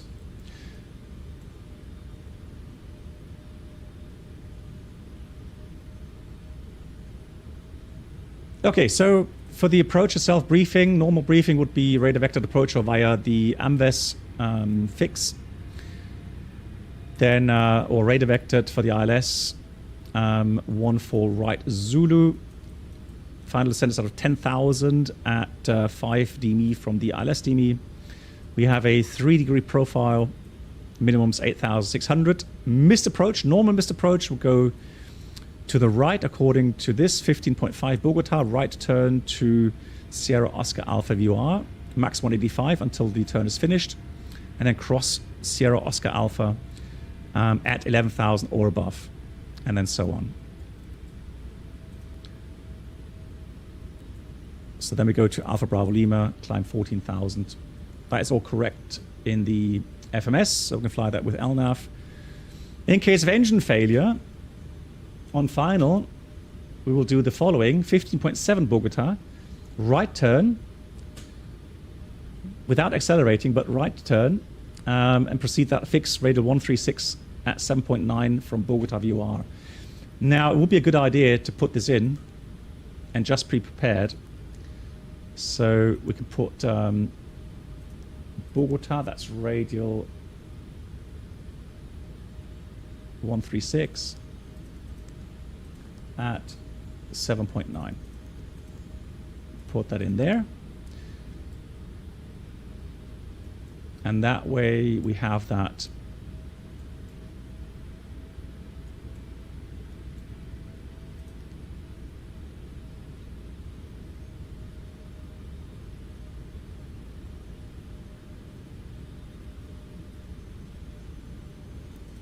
Airline is live. We're gonna talk about that in a second. Good question. So engine out is a special procedure, and we're going to accelerate at 10,000 feet and then climb 15,000 feet, or at least 14,000 feet to be above the sector. Landing distance required is about 3,000 meters. Available for us today is a total of 3,800 meters. So we have 800 meters margin. Yeah, we can vacate the runway unless we have hot brakes or something, which I don't think we'll have. We're going to use max reverse, obviously. I'm flying this, yeah, with flight directors, normal ILS approach, flaps 20, odd brake 4, and max reverse. Then the non-normal briefing consists of the following. We're going to be a bit faster. We're going to have a bit less drag. We are at high altitude. So my idea would be to have the landing gear out a bit earlier, so before final descent, and then that way make sure that we don't have an issue reducing the speed for landing. Apart from that, with the normal threats of high terrain, high altitude, high true airspeed, but those things have all been mitigated.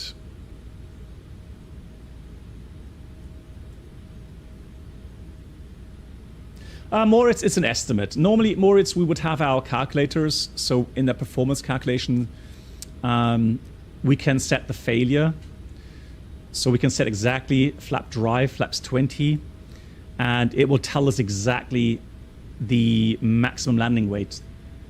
All right, so I determined today, and I estimated it'll be about 180 tons. Because we have to take into consideration that we may have an engine failure during the final approach and then go around, and then we have to make sure that we can cope with flaps 20 and engine out. No, the flap drive doesn't affect the spoilers, no. That's totally separate. And the other question was from Airliners Live was, regarding the extra workload stress, I would definitely say, well, the aircraft will be grounded because it has to be repaired, and then we will be outside of our limitation regarding max duty time anyways. But normally, I would be very careful of continuing duty after an event like this, right? Because right now you're under stress, right? You got lots of adrenaline, you know, you're working, so you don't really have time to think about what's going on. And normally, those effects will then pop up as you have time to think about them, right? So I'll be very careful of accepting any more duty after, you know, safely landing and getting to the gate, etc. Also, what we have is we've got to do an operational debriefing with the cabin crew, because you have to realize that the cabin crew will, you know, they're sitting in the back here. They've been sitting here for how long now? Like an hour already, right? They're tied to their seat. They don't know exactly what's going on. They know, you know, as much as a passenger really, right? They know they're going to land with a flap 20 setting, a bit faster than normal. And so they are anxious, right? So we're going to do an operational debriefing where we would ask their point of view, you know, and see if they have any further questions regarding the technical side or about, you know, the whole event itself. And then I would ask them, of course, you know, how stressed out they are because of that, if they need further assistance regarding, you know, stress management team, etc., etc. But there would definitely be an operational debriefing with that. Yeah.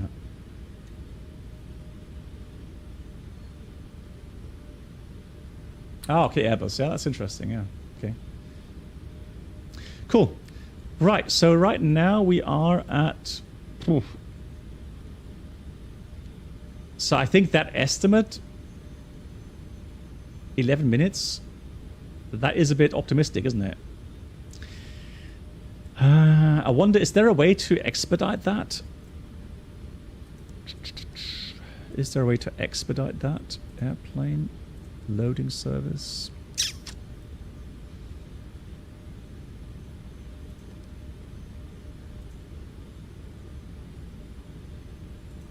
Can I put this, let's say, to 25 tons or something?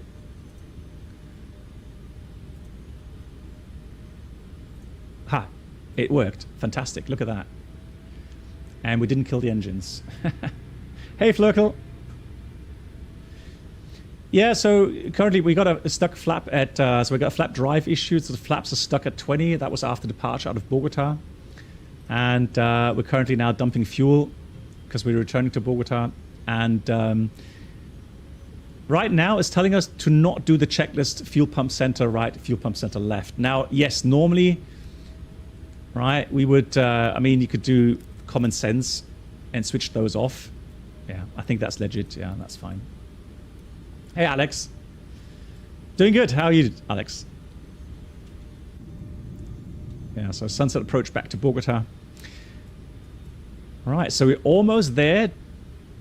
So if that works, let me try that again. So let me put that to 21 tons now.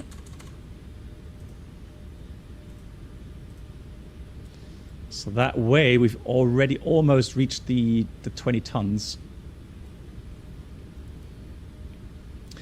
So we could say to ATC right now, we're finishing fuel jettison in about 3 minutes. So able for radar vectors. So, and then ready for the approach. We'll do descent items officially now. Well, let me finish that checklist first, then we'll do the descent items checklist. Immersion ruined. Would it be wise to leave the cabin crew on duty days? That's a good question as well, Voyager. They would have to decide. And maybe quite often they would be sent back, you know, deadheading, so as a passenger. Yes, you can. Yeah, we did see the fuel jettison. Look at this. So there we go. Yeah, so now it's finished. Right, fuel, auto jettison. So now we're going to go continue page 2. So when finished, both valve switches off. Fuel to remain would be off as well, and then arm switch off as well. And that's the checklist complete except deferred items. Good. Right, for that, we're going to do descent preparations. And what we do normally is check the notes, first of all. And then it says, flaps drive, do not use FMC fuel predictions for flaps extended. Yeah, that's checked. Cool. Oh yeah, after takeoff checklist, obviously flaps, item override confirmed. And then we do recall. Yeah, flaps primary fail and flaps drive copied. We've done the checklist for that. That's fine. Clear.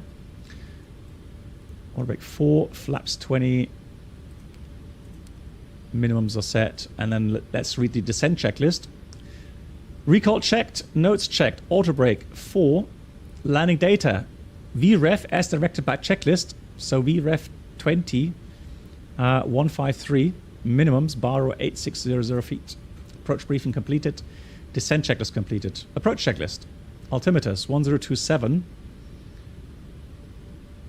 Approach checklist completed. Right, descent 14,000.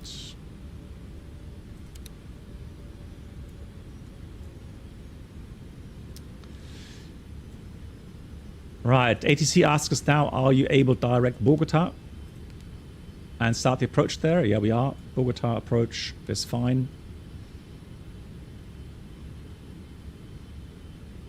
See here right now, it doesn't give us any more maneuver speeds because we're already at landing flap setting. All right, so that system is quite clever. Let's have a look at the minimum altitudes. Right now, we are still in the sector of 15,000. Officially, we're below MSA. But 12,000 is the lowest we can go right now, according to contour layers.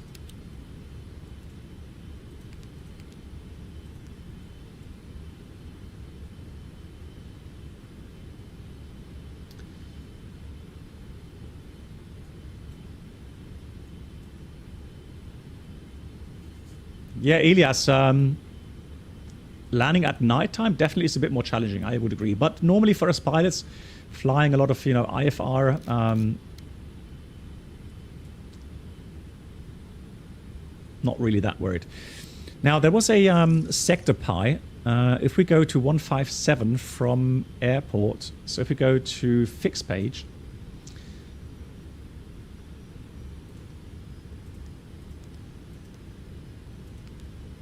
put that in there, and then we got 337.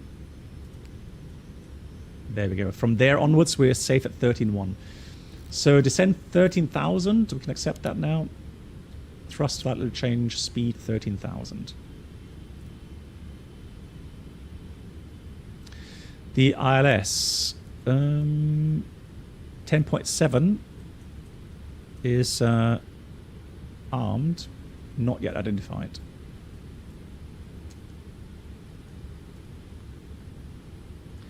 Oh, that's X-plane. Sunset simulation there a bit. Not ideal, I agree. Now we got that ILS identified. IADO, India Alpha Delta Oscar identified. Let me put some lights on here.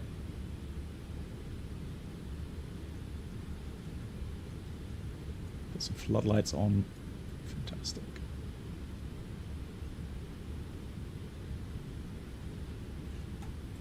Cool. So now descend down to 12,000. Bogota VOR is fine. We can actually go down to 10,000 for the approach. 10,000 is. Thrust, flight level change speed, 10,000. Gears coming down.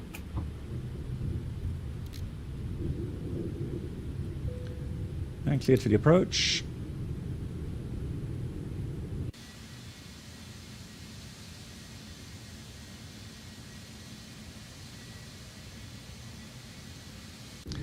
Sonny, no, we don't take fuel into, the wind direction into consideration. No, it's just altitude. And then if you're in a holding pattern, you just want to make sure that there's no aircraft below you that could potentially fly into your, fuel spray. All right, let's do vertical speed. Trying to get the aircraft down.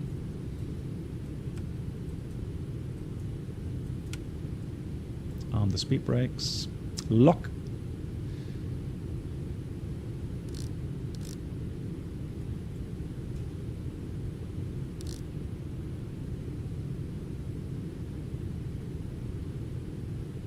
Flight slope.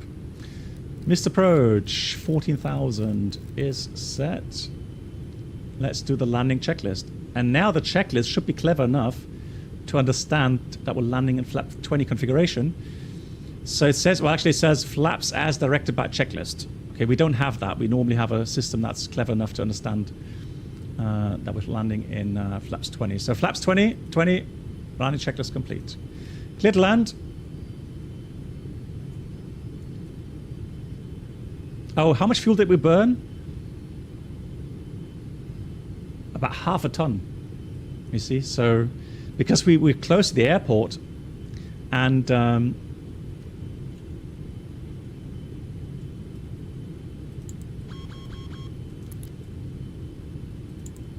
so manual thrust, manual flight.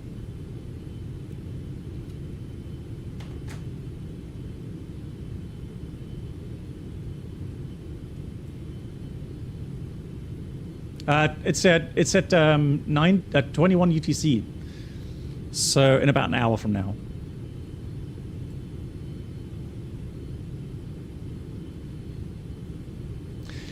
So after landing here, we're going to do a quick repos, and I'll demonstrate to you the engine out procedure here in Bogota, 14 right, and then we'll have one more quick and dirty abnormal in Frankfurt, which is also interesting because that's a time critical, and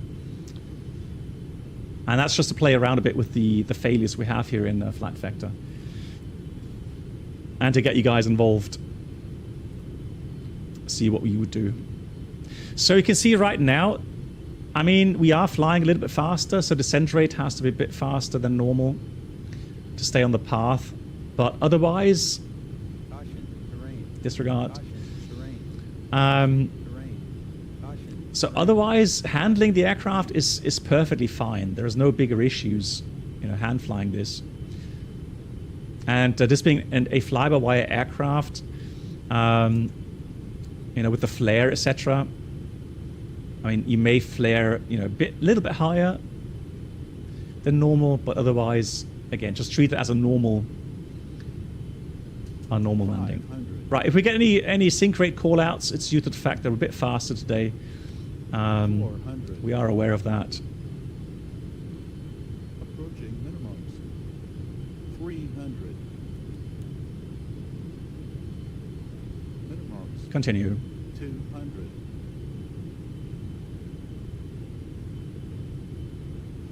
100. 50. 40. 30. 20. 10. There we go.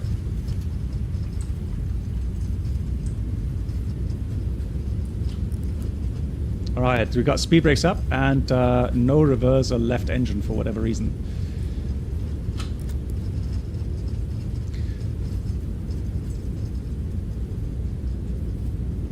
But you can see the runway is so long. Manual brakes. Auto brake. Yeah, the graphics are alright. Quite like the graphics. So you can see in the end, the approach and landing isn't really such a big issue, is it? Alright, so the whole thing, the whole idea really is to demonstrate if we have such a problem with the flaps, let's say, how do we treat that in the flight deck? Right. So how's the whole abnormal handling with regards to checklists? How do we make our decision? Right. What do we consider in this regard? Who do we communicate with, etc., etc., etc. Right. So that's it's not a wild abnormal. However, still you have to be structured in your whole process. Because you could still make a wrong decision, and then put yourself in a place where you're not going to get out of, right? Cool. Let's do a quick engine failure, and this is just for demonstrations, guys. Okay, it's just to show you how close we're going to be over the ground with the initial turn.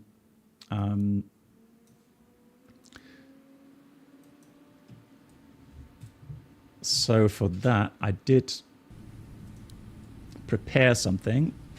So let's do menu, simulation, situations, 1-4 right. Load. Let's load that. Jabap, hello to you. Hey, hey, nice. Okay, so thanks for joining. I think I have the 4019s installed, don't I? Yeah, thank you. I think I have them. I think I'm running them right now. Let me just check. Yeah, so I'm enjoying it. I'm definitely enjoying it. And what I can say, and you'll see that now with the engine out demonstration. Oh, hang on. I've got the GE90. Where's the Pratt & Whitneys? I thought I had them. Hang on.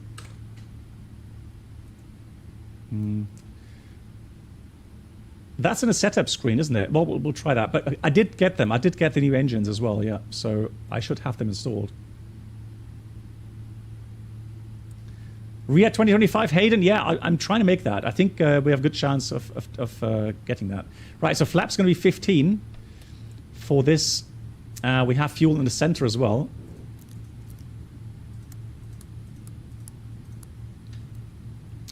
And then I have prepared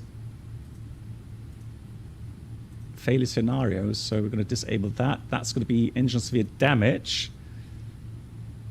So that should work. Edit. Let's have a look here. Left severe damage at 155. Good. Let's try that. So severe damage enabled. We have the weights. So we're weighing 208 tons. Fairly realistic. I'll take 350 initially. Again, we're going to do a takeoff, no D-rate, flaps 15, and then we're going to do the speeds 148. Try that again. 148. 150. Yeah, so Jabab, I was talking to what was his name here on YouTube, who's responsible for the flight model. Yeah, I said something stupid because somebody asked me if the flight factor 777 is more realistic than the PMDG, and I said yeah, it is, because mainly because of X-plane having a more realistic aerodynamic model, but of course the whole flight simulation, so the aerodynamic model simulation here with the fly-by-wire system, obviously that's flight factor, right? So that's a great job, and I love hand flying the aircraft. The yoke is from Brunner. It's a force feedback yoke. It's fairly expensive, so it's not for everyone. Right, let me have a look here. Performance again, that's all in, 162. I think that was correct, 162. Yeah, 162, 220. Oh, hang on. Oh, it's not sensing the fuel correctly, so let me put the 67 tons. There we go, that's better. That's not. So we're weighing, hang on.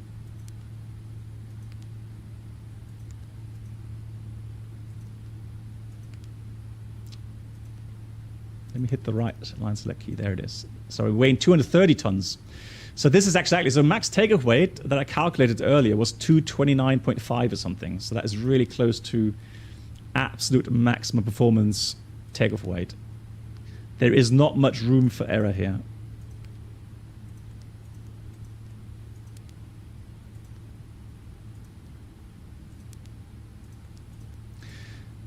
Another very important point is the following. So we're going to do that procedure here. Even though the departure takes us a left turn, however, the engine out takes us right turn. So we're going to take 15.7 from Bogota. I'm going to select that in a VR1 in a second. Right turn, proceed to that point there, which we're going to program in the FX page, and then hold 312 inbound left turns. And again, this is just for demonstration. to show you how we would do that IRL. So on the fixed page, I'm going to put in, actually let's put RATNAV first. Bogota VOR in here for the turn to the right. And then we've got the radial 136 at 7.9 miles. So that's the fix we're going to create in here. And you can see that now on the nav display here. That's the point we're navigating to. And then later we can put this to the next page and enter the holding pattern there. Cool. Are we ready? We're ready. Let's do this. So engine out, practice, Bogota, takeoff.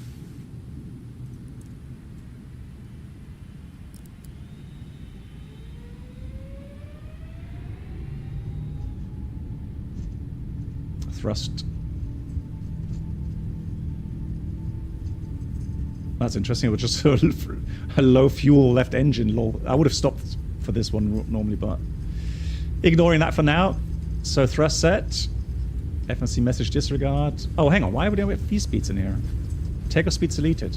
All right. We're going to take 155 knots. Not sure why I did that now. So 80 knots was checked.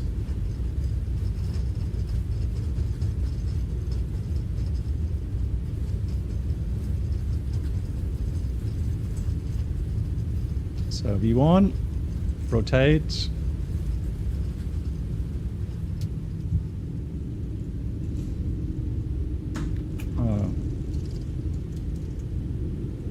Why isn't activating? Hang on. Let's do that again.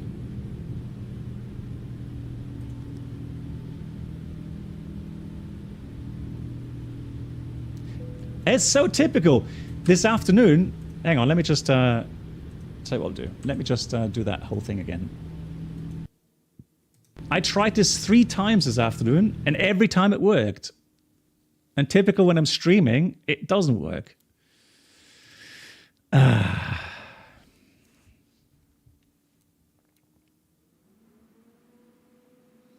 Yeah, the centerline markings are a bit weird. Yeah, live demonstration, always the same.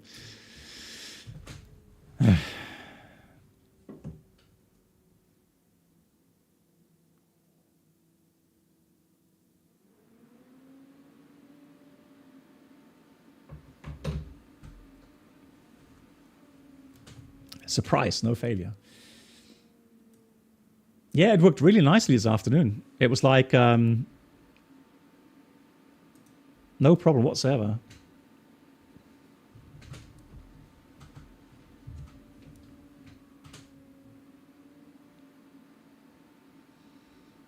So I'll reprogram a new failure again, just to make sure that it's gonna trigger.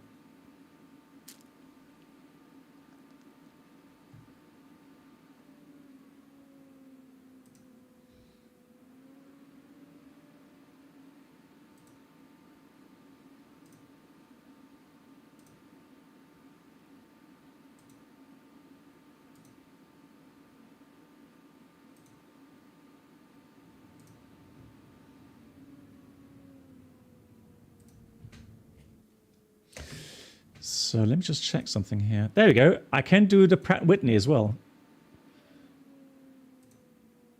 But let's stay with the General Electric right now because I don't want to run into an issue here. So then let me do the following. Let me just quickly do that. So let's do... Oh no, hang on. That's not right. Flight configuration, change location. Welcome aboard the Captain Black Box Twitch channel subscriber. Hey Toms, experience. thanks so much for the 2 months, Toms. Could new subscribers Much please appreciated. Make your way to the first class cabin, where complimentary drinks, snacks, and premium flight entertainment will be served. Thank you.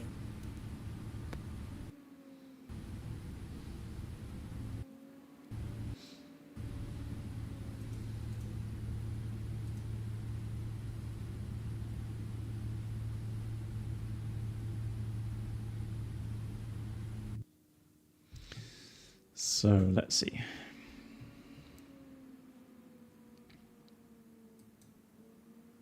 There we go. That's better. That's 1-4 right towards the mountains there. Cool. All right. So let's go external. No, let's do airplane weight and balance. So we want to have 167 and we want to have 66 tons of fuel, let's say. Loading page load. Fantastic. So let's do route. Let's just pretend we're going to Paris. We're not going to, obviously. Air France 711. In here. Yeah, I like the aircraft. I mean, hand flying again, and the way the aircraft handles. But you have to realize it's still in beta, right? So obviously it does still have some issues here and there. Not many that I found, but overall, I am personally enjoying it. Using it, especially with these abnormals here. Let's do 1026. 1026. 1026. So we've got that index performance 160. 167, we said 167. Fuel is 66.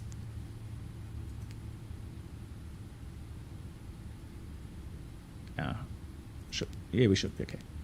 Then we'll take 28 CG. The trim should be 5. 5. And I'm going to take a bit higher speeds, 145, 150, and then 155.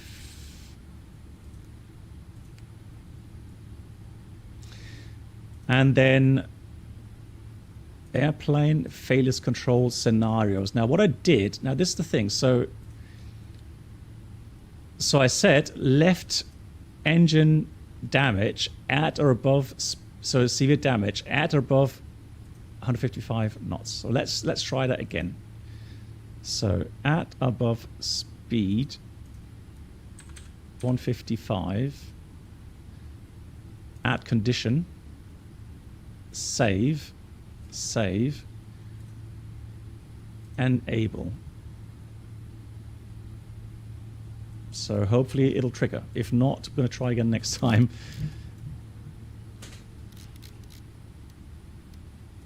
So fuel in center.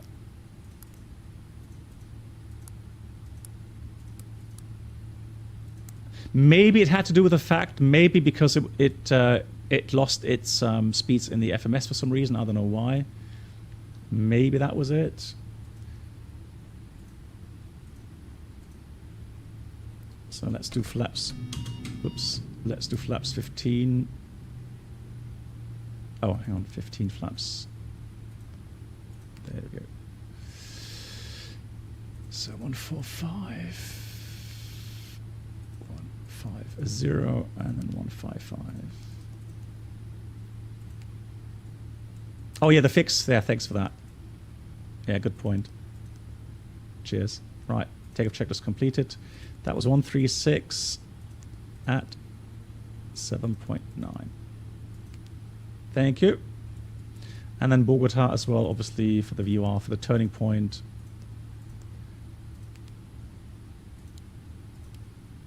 Excellent. Right, Al Navina, 15,000.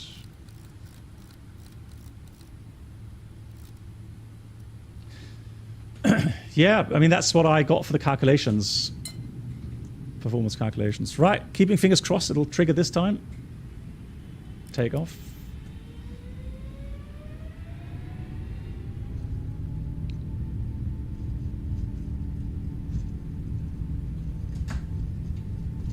Thrust set.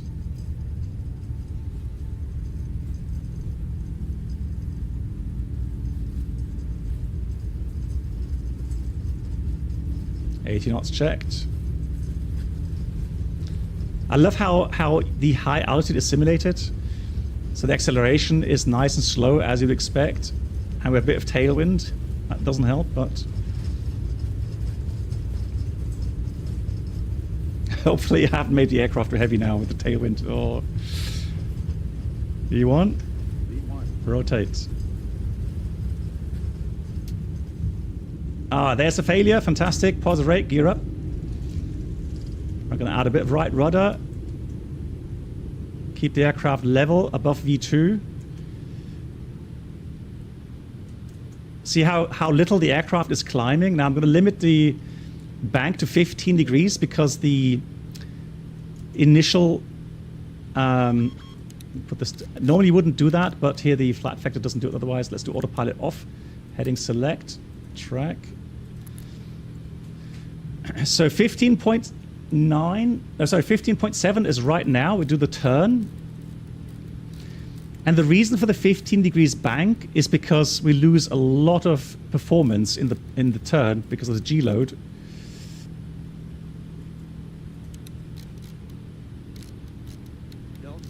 Yeah, normally it wouldn't take, it wouldn't change the modes here. Now also the thrust limit, that's something I found is not quite right. Thrust limit, it should not go into climb power. It should remain in takeoff power. So we'll take go around power, so max power again. So we can see we got a severe damage. Now we're above 400 feet. So let's do the procedure. Engine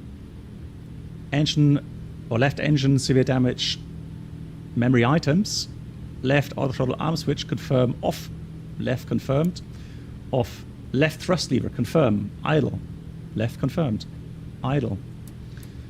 Left fuel control switch, confirm, cut off. Left confirmed, cut off. Left engine fire switch, confirm, pull. Left confirmed, pull. No fire, hold checklist. So now we've secured the engine. And look how slowly we climb, right? Look how low we're flying off the ground. And it's really fighting, obviously. So this is the reason why we do our takeoff calculations. And that's why at some airports like Bogota, we cannot take the maximum takeoff weight that we can normally take from an airport like, you know, London or Frankfurt or something. So that's why you have your performance calculators, right? And if it says your max takeoff performance is only 222 tons or 230 tons, then that's just the way it is. You're going to have to leave some freight behind.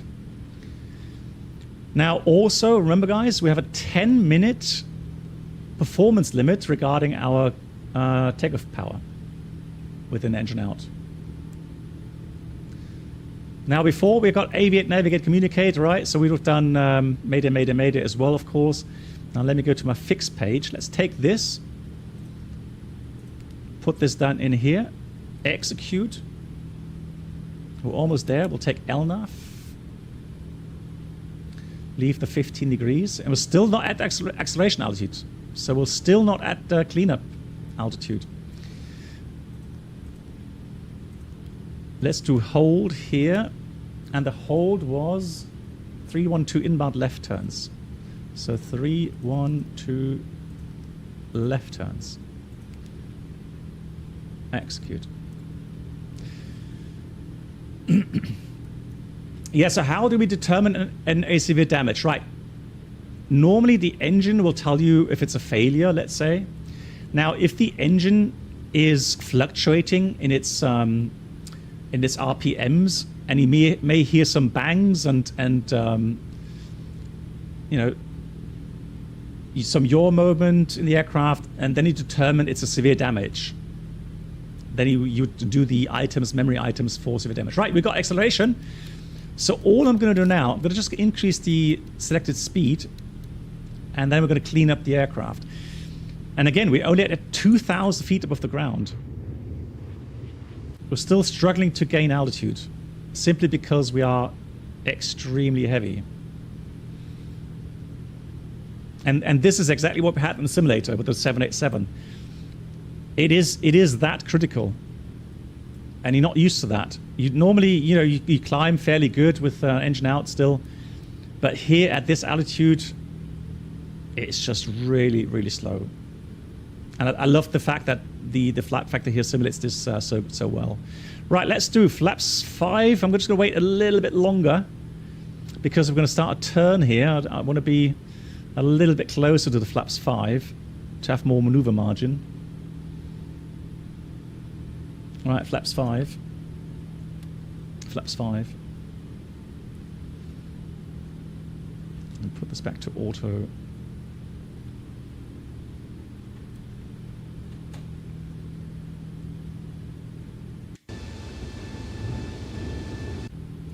Hey, Toms. Yeah, my pleasure. Thanks. Again, thanks for your support, Tom.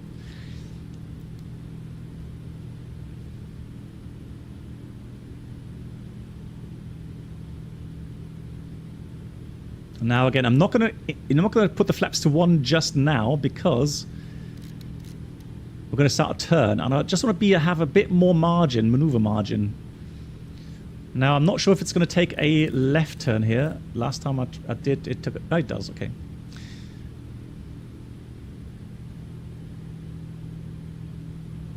Right, I'm going to let the aircraft accelerate a bit more. Yeah, it is, Alex, especially when you're turning. Right, so now I'm going to put flaps 1.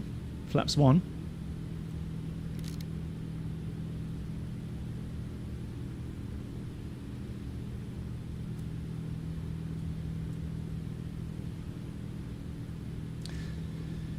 Yeah, so Moritz, when you do your performance calculation, it takes into account 3 cases. The first case is your field length limit. So the weight with the environmental conditions that you can accelerate that weight and then abort the takeoff at V1. Right? And then get the aircraft to stop on the remaining runway. That's one of the cases. The second case is the engine failure case. So after at V1, right, you have your engine failure, and then you have to have the capability to climb out. Here comes flaps up, flaps up. You have to have the capability to climb up with a single engine to reach safe altitude. Okay, guys, so now we got flaps up. Now we do a couple of things. First of all, max continuous thrust. So CNAR, Charlie Echo November Alpha Romeo. The next is engine out prompt. It's in up at the moment. And then non-normal checklist. So it was a severe damage. So we're going to go to engines. Let's have a look.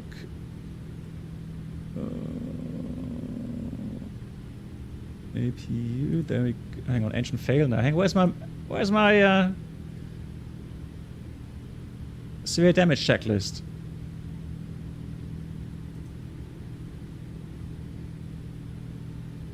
Normally that's in here, and under engines, fuel oil, shutdown, fail. Is it here uninitiated?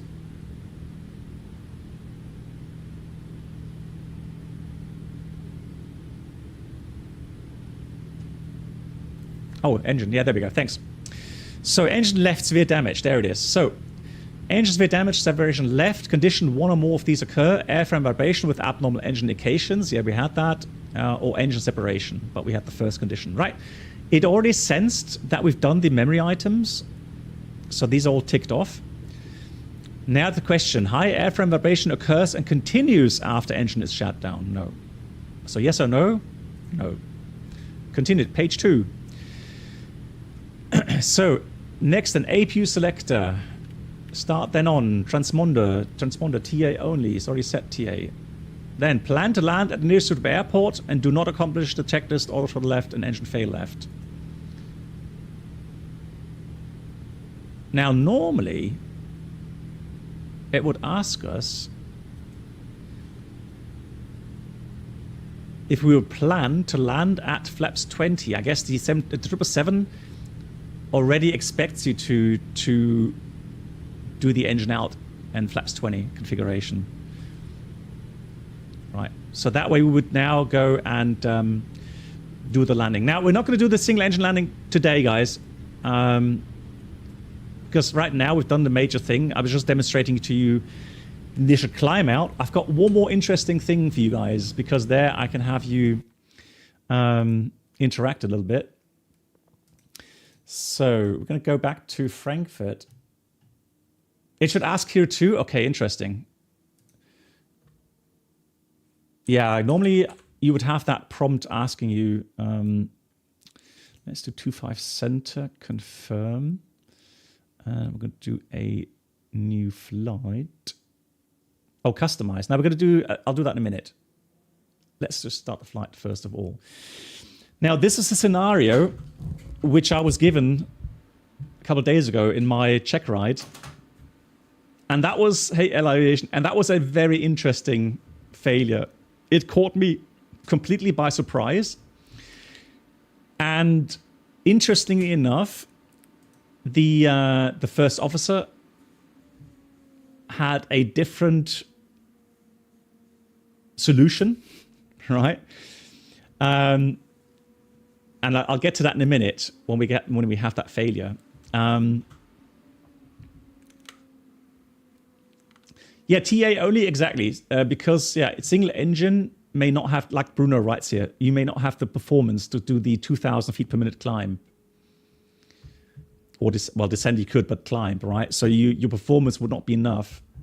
So by selecting TA only on your side, the two transponders or the two TCAS systems then will coordinate, and the other system will understand that we can't do the RA. So the other system will then coordinate accordingly. If we had RA active, so TA RA, then we would have the issue that the coordination may be wrong. Yeah. Oh, that's a lovely livery here. I love that.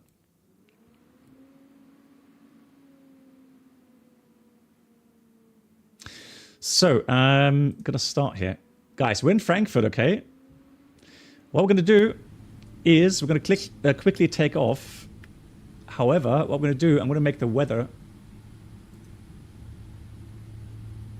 just a tad worse, okay? So I'm going to do manually entered weather. I can leave the wind as it is. However, hello, black box. We're going to do the visibility, RVR. So the lowest RVR for takeoff is 125 meters.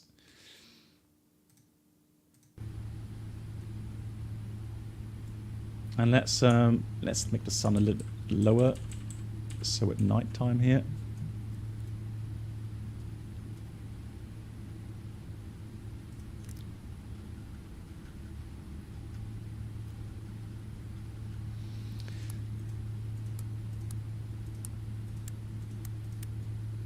So a very quick demonstration. Let's do flaps 5 for takeoff.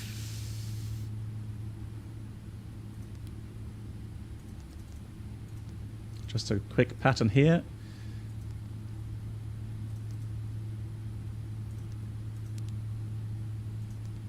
Departure 25 center. Take some departure here. That's fine.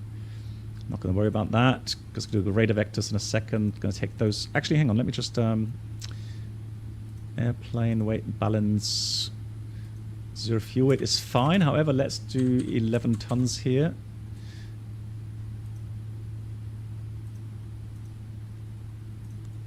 There we go. Tire pressure. I'm going to discard that. Can't change that now. It's fine. It's fine. And then do this. We're going to climb up to 5,000 feet initially. Speed is 153.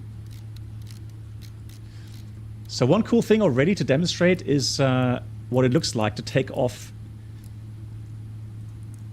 at these low RVR values. It's especially exciting if you have a very high V1 speed.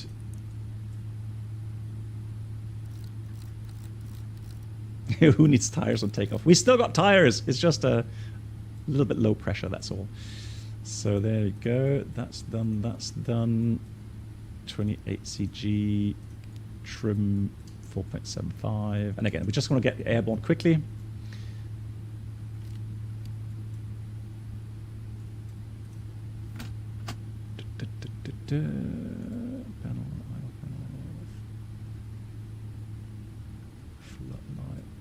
So let's see, how's it looking now? Not quite yet, hold on.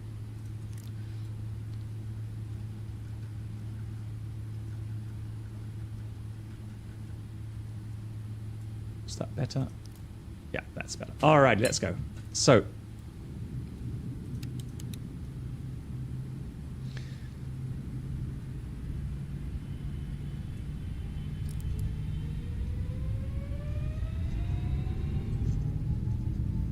take off, disregard, thrust set, 80 knots checked.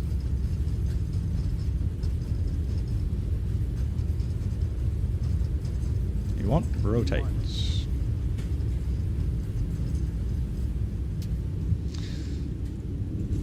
So one thing that's really, really difficult to do is a transition. If you just increase the pitch, so you lift off your nose wheel of the runway, it's already, you can't see the runway lights anymore. So it's really difficult to judge your, That's a bit high. No, just to pitch down a bit.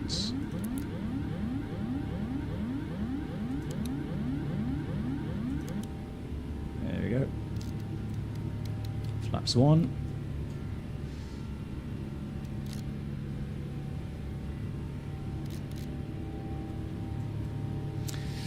So keeping fingers crossed. I'm going to just activate the failure. So keeping fingers crossed, it will work. Failure scenarios. So let me try that.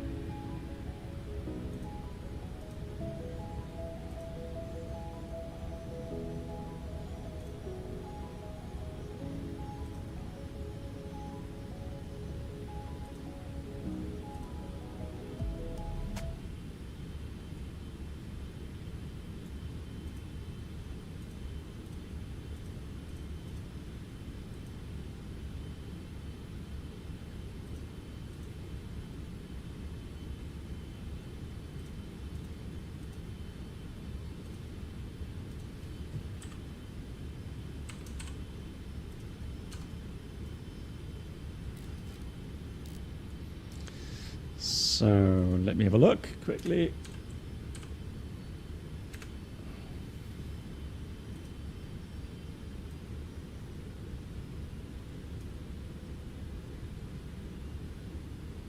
All right, I'm going to have to do the rest manually. I'm hoping that's going to trigger. I really do. If not, I'm going to have to trigger it manually.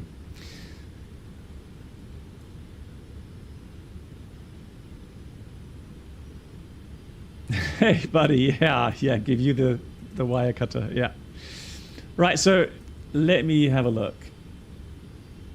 So this is what I had in the real sim. So we had a scenario where we were doing a eyeless approach. So let's do the preparations for that. So it's going to be a flap 30 landing, auto brake 3. Minimums is going to be no decision height.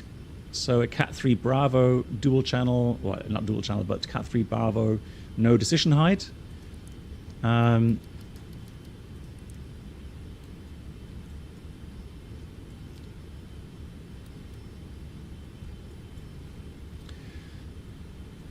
And that means that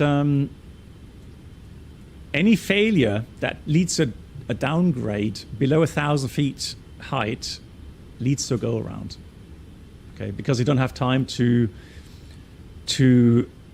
get another minimum in. Maybe sometimes if you're fast enough, you could maybe dial in a Cat 2 minimum, 50 feet, 200 meters or something. Well, actually, that's not Cat 2. That's Cat 3 fail passive, fail operational. No, sorry, that's fail passive. But we don't normally do that. So if you have a land degradation from land 3 down to land 2, then we can't do that Cat 3 approach anymore. And also, so the thing is, the lowest landing RVR is actually 75 meters that we can do. So that's no decision height, 75 meters. So we're going to do that. Let's go down to 4,000 feet.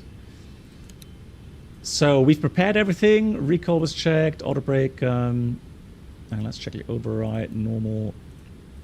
After landing, after takeoff, everything's done. Recall checked, notes checked. Auto brake 3, VREF 143, minimum no decision height. Approach briefing completed. Approach checklist altimeters are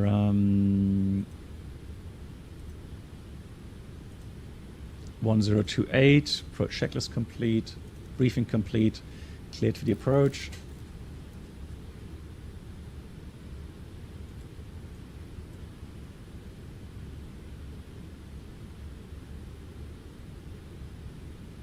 Okay, it's interesting, 777 driver. Yeah, for us. But the thing is, though, I mean, I don't know why we're seeing ground at the moment. That's a bit strange. Hopefully, we are going to see the fog, i.e. no ground. But yeah, normally for us, on the 787, if it's a downgrade, then we would have to switch to at least 23 feet and 125 meters.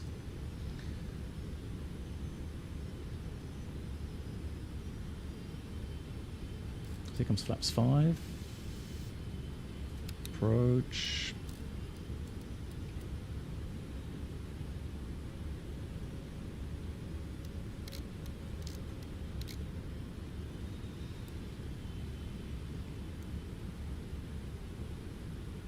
All right, gears coming down. Ah, no, hang on. Hang on.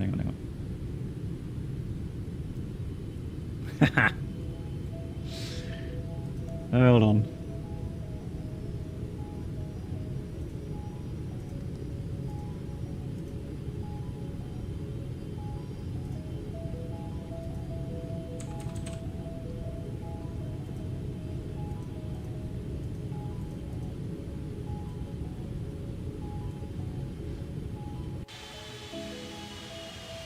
There we go.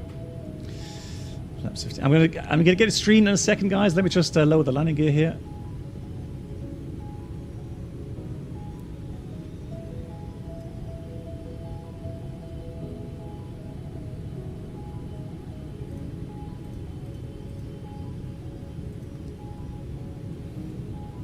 There we go. Landing gears down. Flaps 15. I'm going to continue the approach here. Flaps 20. On the speed brakes.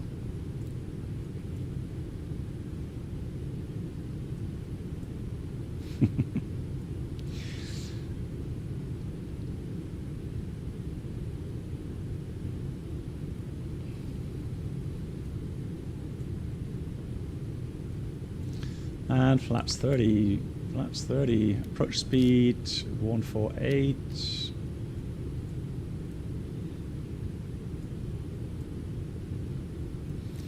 So give me a second again to check the failures.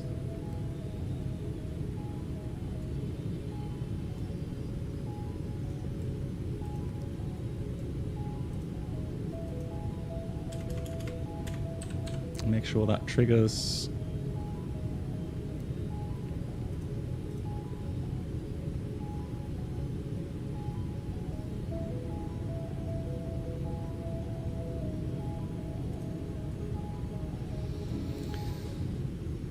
So we're happy on our approach here. Okay, so landing checklist, landing checklist complete, checklist complete. RVR 75 meters, 75 meters, 100 meters, clear to land 25 center.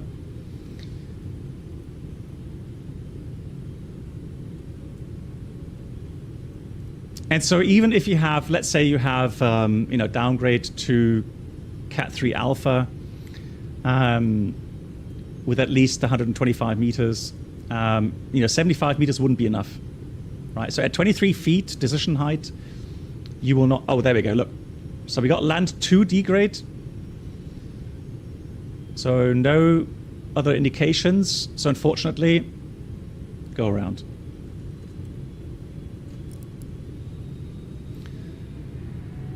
Flaps 20. Flaps 20. Thrust set. Pause array. Gear up. Gear up. Windmill 7 going around. So let's put the heading select.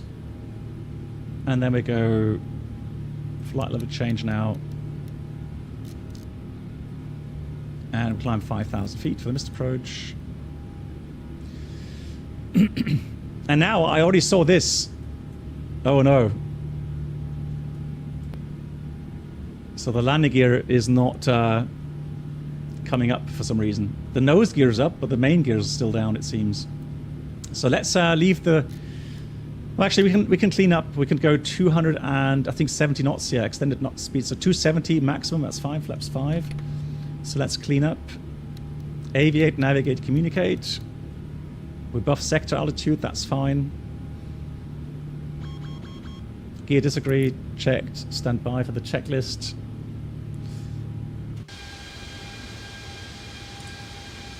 Let me just let's do daytime so you guys can see what's happening. So the main gear is out, the nose gear is up.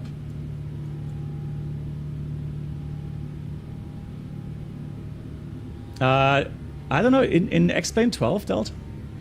Right, here comes flaps 1. Flaps 1.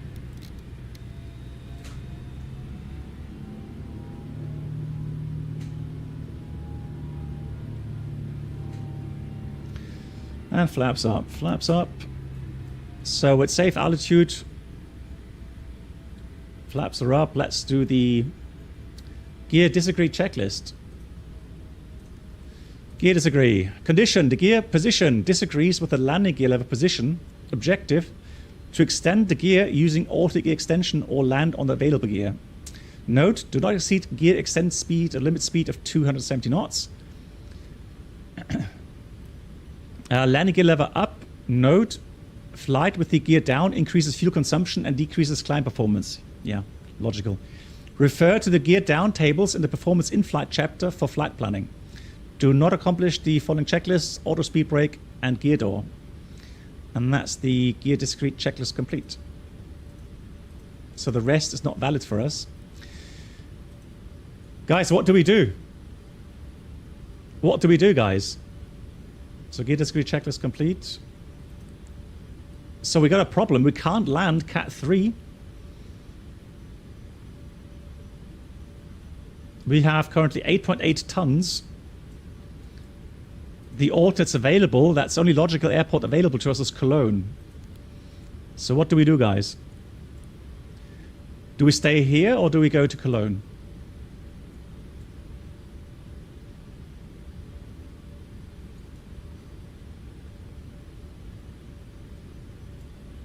Yeah, weather Frankfurt is still 75 meters.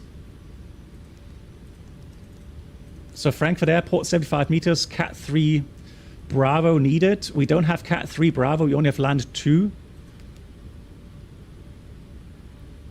So do we know why? Status? No, status clean. We don't know why, we just know that Cologne weather is good. So Cologne right now, let me just get the real world weather again. Flight configuration. Let's go back to real world.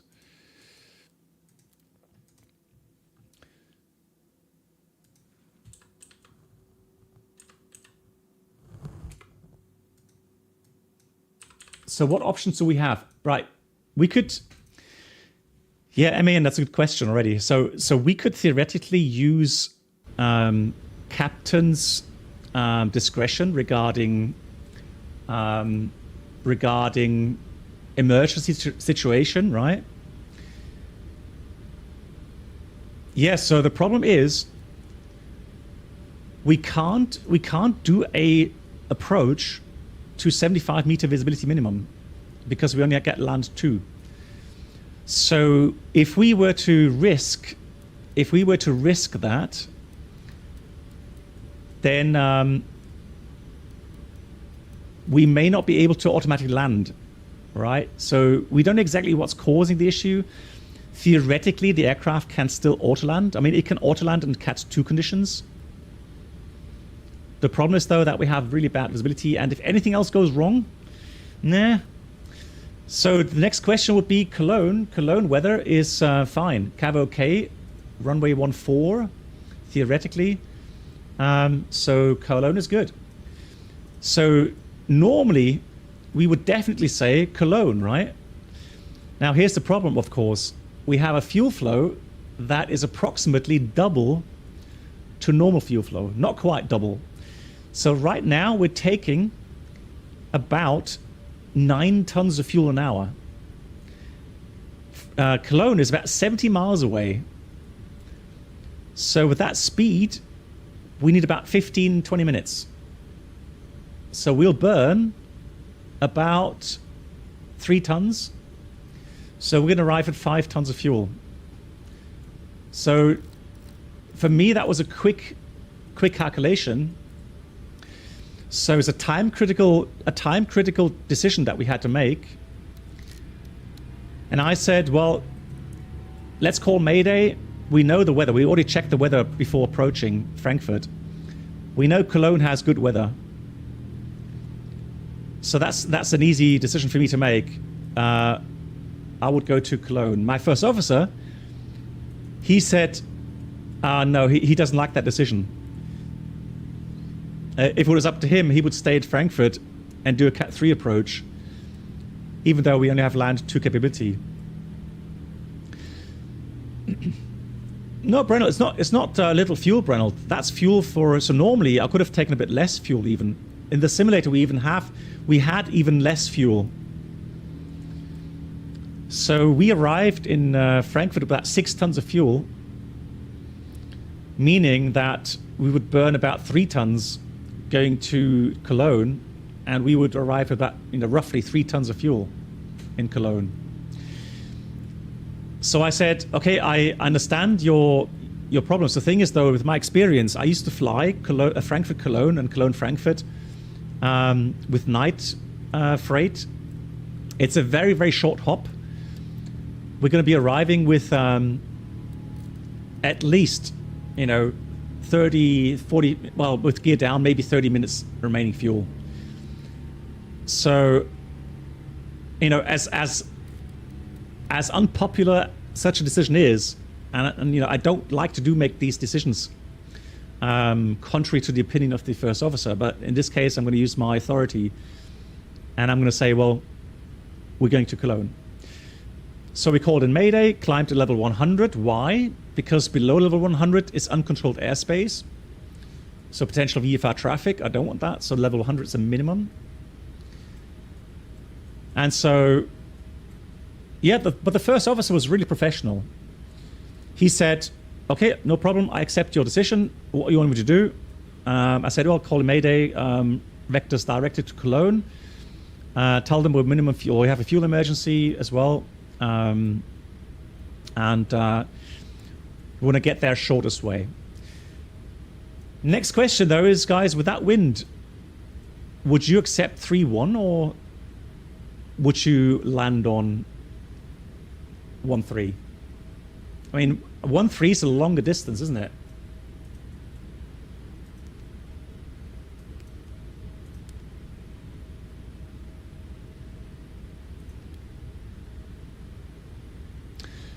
Oh, the instructor was happy with that. He was perfectly happy with my decision, yeah.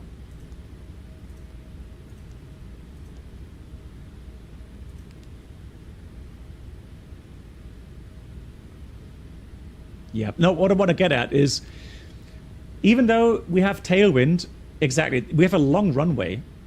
So 3-1 right has 3,800 meters, and we are, procedural-wise, we are allowed to land with 15 knots tailwind. Why can't I select that? Index, departure, arrival. Okay, let's do it this way. Route.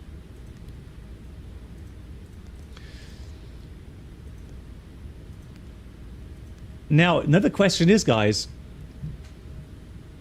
what about the landing gear?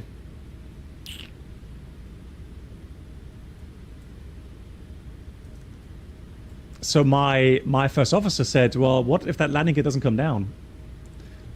What do we do then?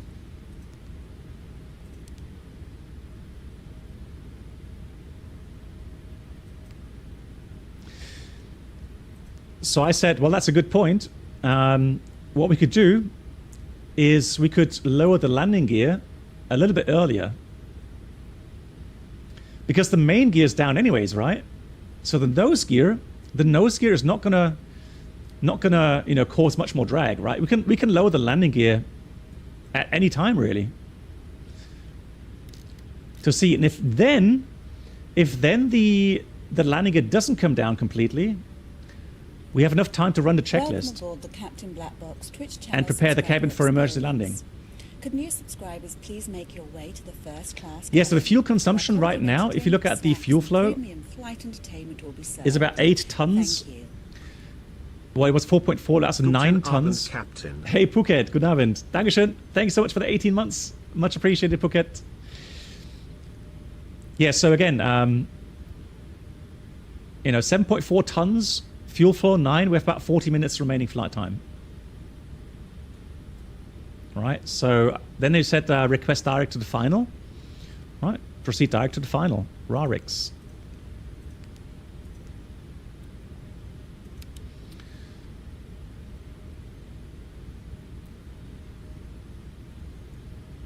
Camo, yes, a good point. Camo27 said, well, why, how come we, let's check the hydraulic levels. Yeah, cool idea, like that. Yeah, but all normal. So that's not the issue. I can tell you now, the issue is the following. We've got a problem with the landing gear doors. So for some reason, the landing gear doors did not, or are stuck. So that way you can't get the landing gear up. Yeah. Oh, Brennan, we would have declared emergency. So Mayday, Mayday, Mayday. One engine out has an issue with the landing gear, unable to raise the landing gear correctly, and we have to divert to Cologne ASAP. And then they would give you radar vectors straight to Cologne, and make sure that all the aircraft are out of the way. So quick preparations. So we're going to do a landing flap. Let's do 25 calculations. Landing distance, no problem. Let's check the notes real quickly.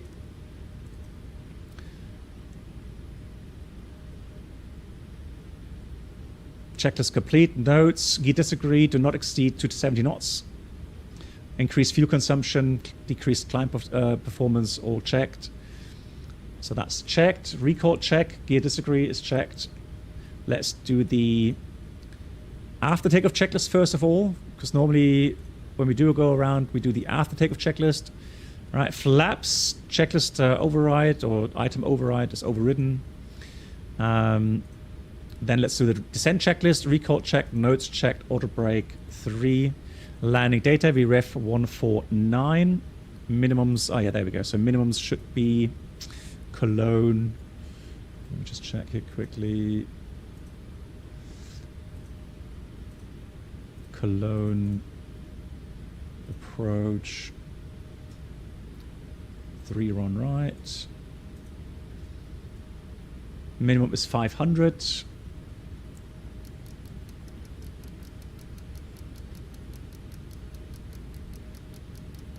Yeah, 1 gear in, yeah.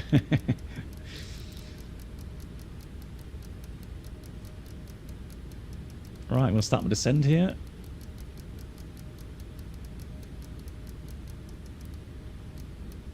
Yeah, minimum bar of 500. Approach briefing. We'll do that in a second. Descending down to 4,000 feet. Flight level change. Thrust. Flight level change. Speed 4,000. So radar vectored approach. Inbound to Rarix 3,000. 3-degree profile. Minimum 500 feet. A missed approach. Yeah, we can do that. 3.2 KBO. Right turn to Cologne, Bonn. Kola VOR. And we're going to climb 5,000 feet. And... yeah, non-normal, we've got a gear that doesn't come up completely, and so we're going to leave the gear down as it is. So it'll be go around flaps 20, and then just thrust set positive rate, but gear remains down. Accelerate later on, do the cleanup. And then we're going to go and do a very, very short radar pattern. As a matter of fact, you know what we'll do? Disregard. We're going to go climb straight ahead with radar vectors, teardrop, and then prepare an ILS 1-3 left because of the wind as well. So that's better then. So fuel check currently we have 6.9. So with that fuel flow, we have roughly 40 to 45 minutes remaining. Approach checklist. Let's do approach checklist 1027.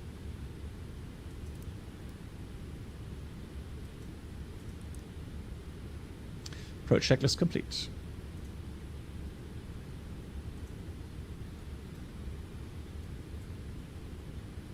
What time is it? 10 o'clock? Almost there. There's the airport.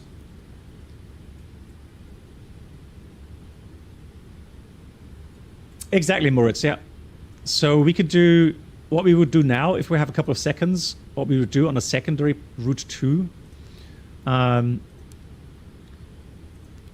So we could already, we could already go departure arrival route 2, prepare the ILS 1-3 left, right?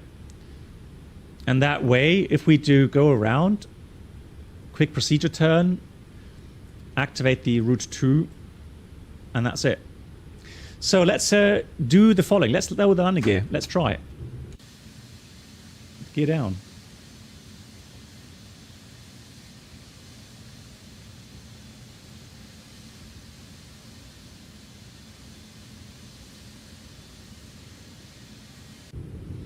And there we go. Gears down. No problem, right? Flaps 1. Flaps 1. Out. Speed.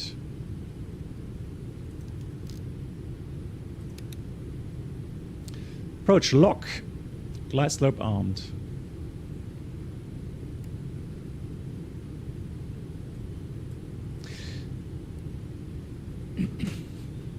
So the reason why I declined the option to stay in Frankfurt is because my argument was that we have no idea what's causing the issue with the Land 2. What if we do an approach and suddenly the autopilot fails? I mean, yeah, you could try a manual approach.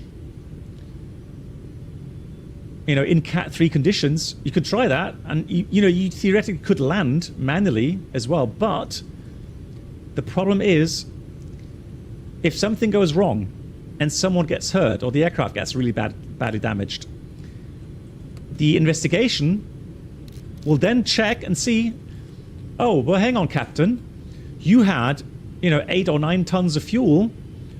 Cologne was close by with good weather. Why didn't you fly to Cologne? You could have easily diverted, right? So you've got to be careful, in my opinion, you've got to be careful making decisions on assumptions with an unclear state of the aircraft.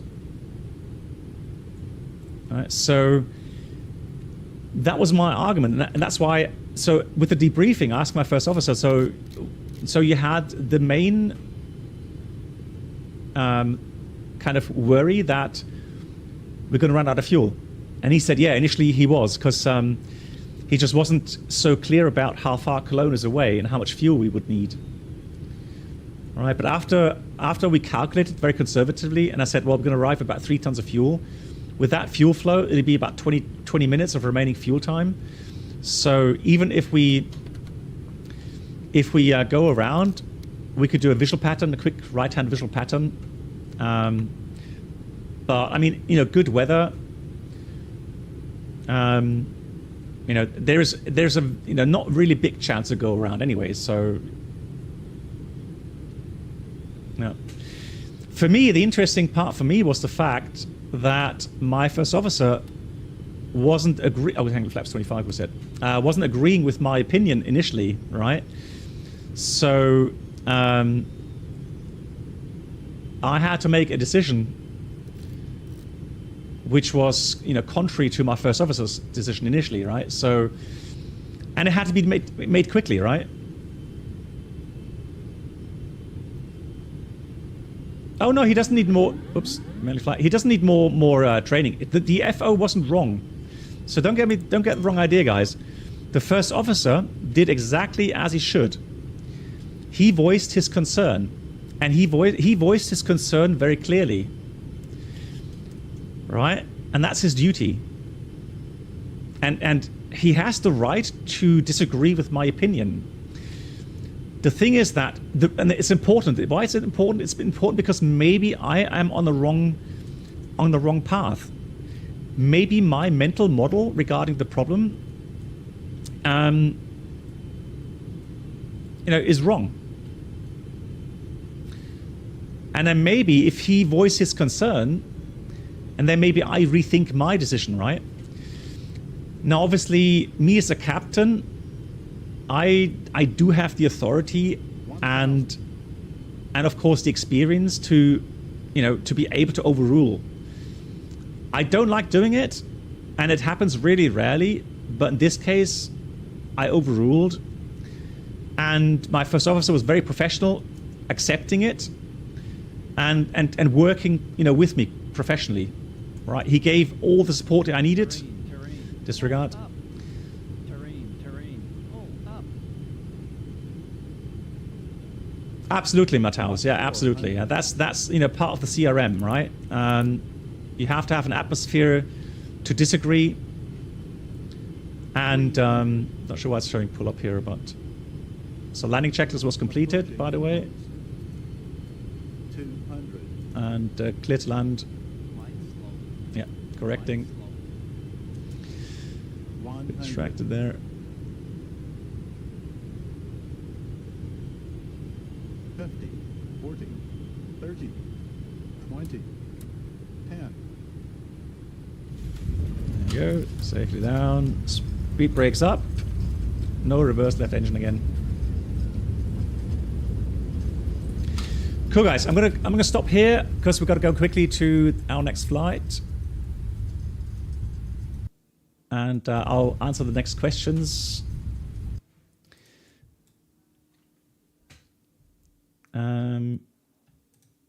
So airline is live again.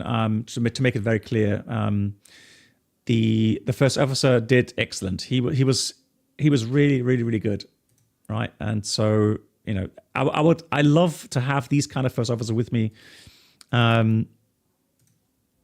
That's exactly what their job is, right? In this situation. So absolutely. But for me personally, it was a great training because for me it was really unexpected. So I was thrown into cold water. So my mental model was, okay, we're going to go around because of land 2. Then we're going to discuss, what options do we have? I.e. no time issue, right? And then we try to get the landing gear in. And then after a couple of seconds, I looked at the landing gear. I thought, something's not right. Something doesn't feel right. The aircraft isn't climbing as fast as it should do. And then I realized, okay, the main gear is still out.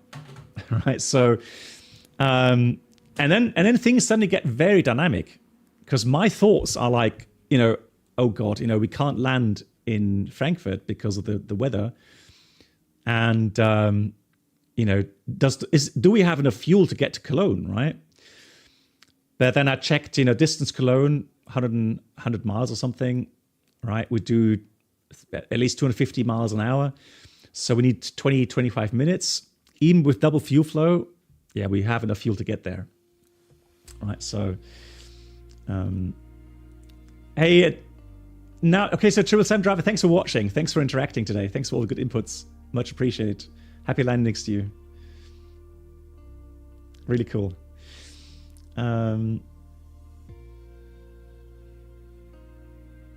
Brandon asked, how does the CRM work when you disagree? Is it simply overruling? Well, I mean, yeah, so in the end, again, it's not a preferred thing to do, but first officers obviously get the training as well that the captain has the final authority. All right. And so unless something is absolutely inherently dangerous, then the first officer will have to accept the decision of the captain. If, of course, you know, if it's obvious that the fuel isn't enough to get to Cologne, then the first officer would have, you know, voiced his concern even more strictly and louder. And in the end, he may even take over control, right? Heterosan driver, you're in the Middle East. Yeah, okay, so sleep well. Take care, have a good rest. See you soon. Okay, I think... okay, so Kama asked what happens if you fail a check ride. Yeah, you get a second attempt and that's about it. Normally after the second failed attempt, that will be the end of it, unfortunately. Cool, guys. I'm going to quickly restart the stream to get the overlay correct and everything. So see you in about 3 minutes.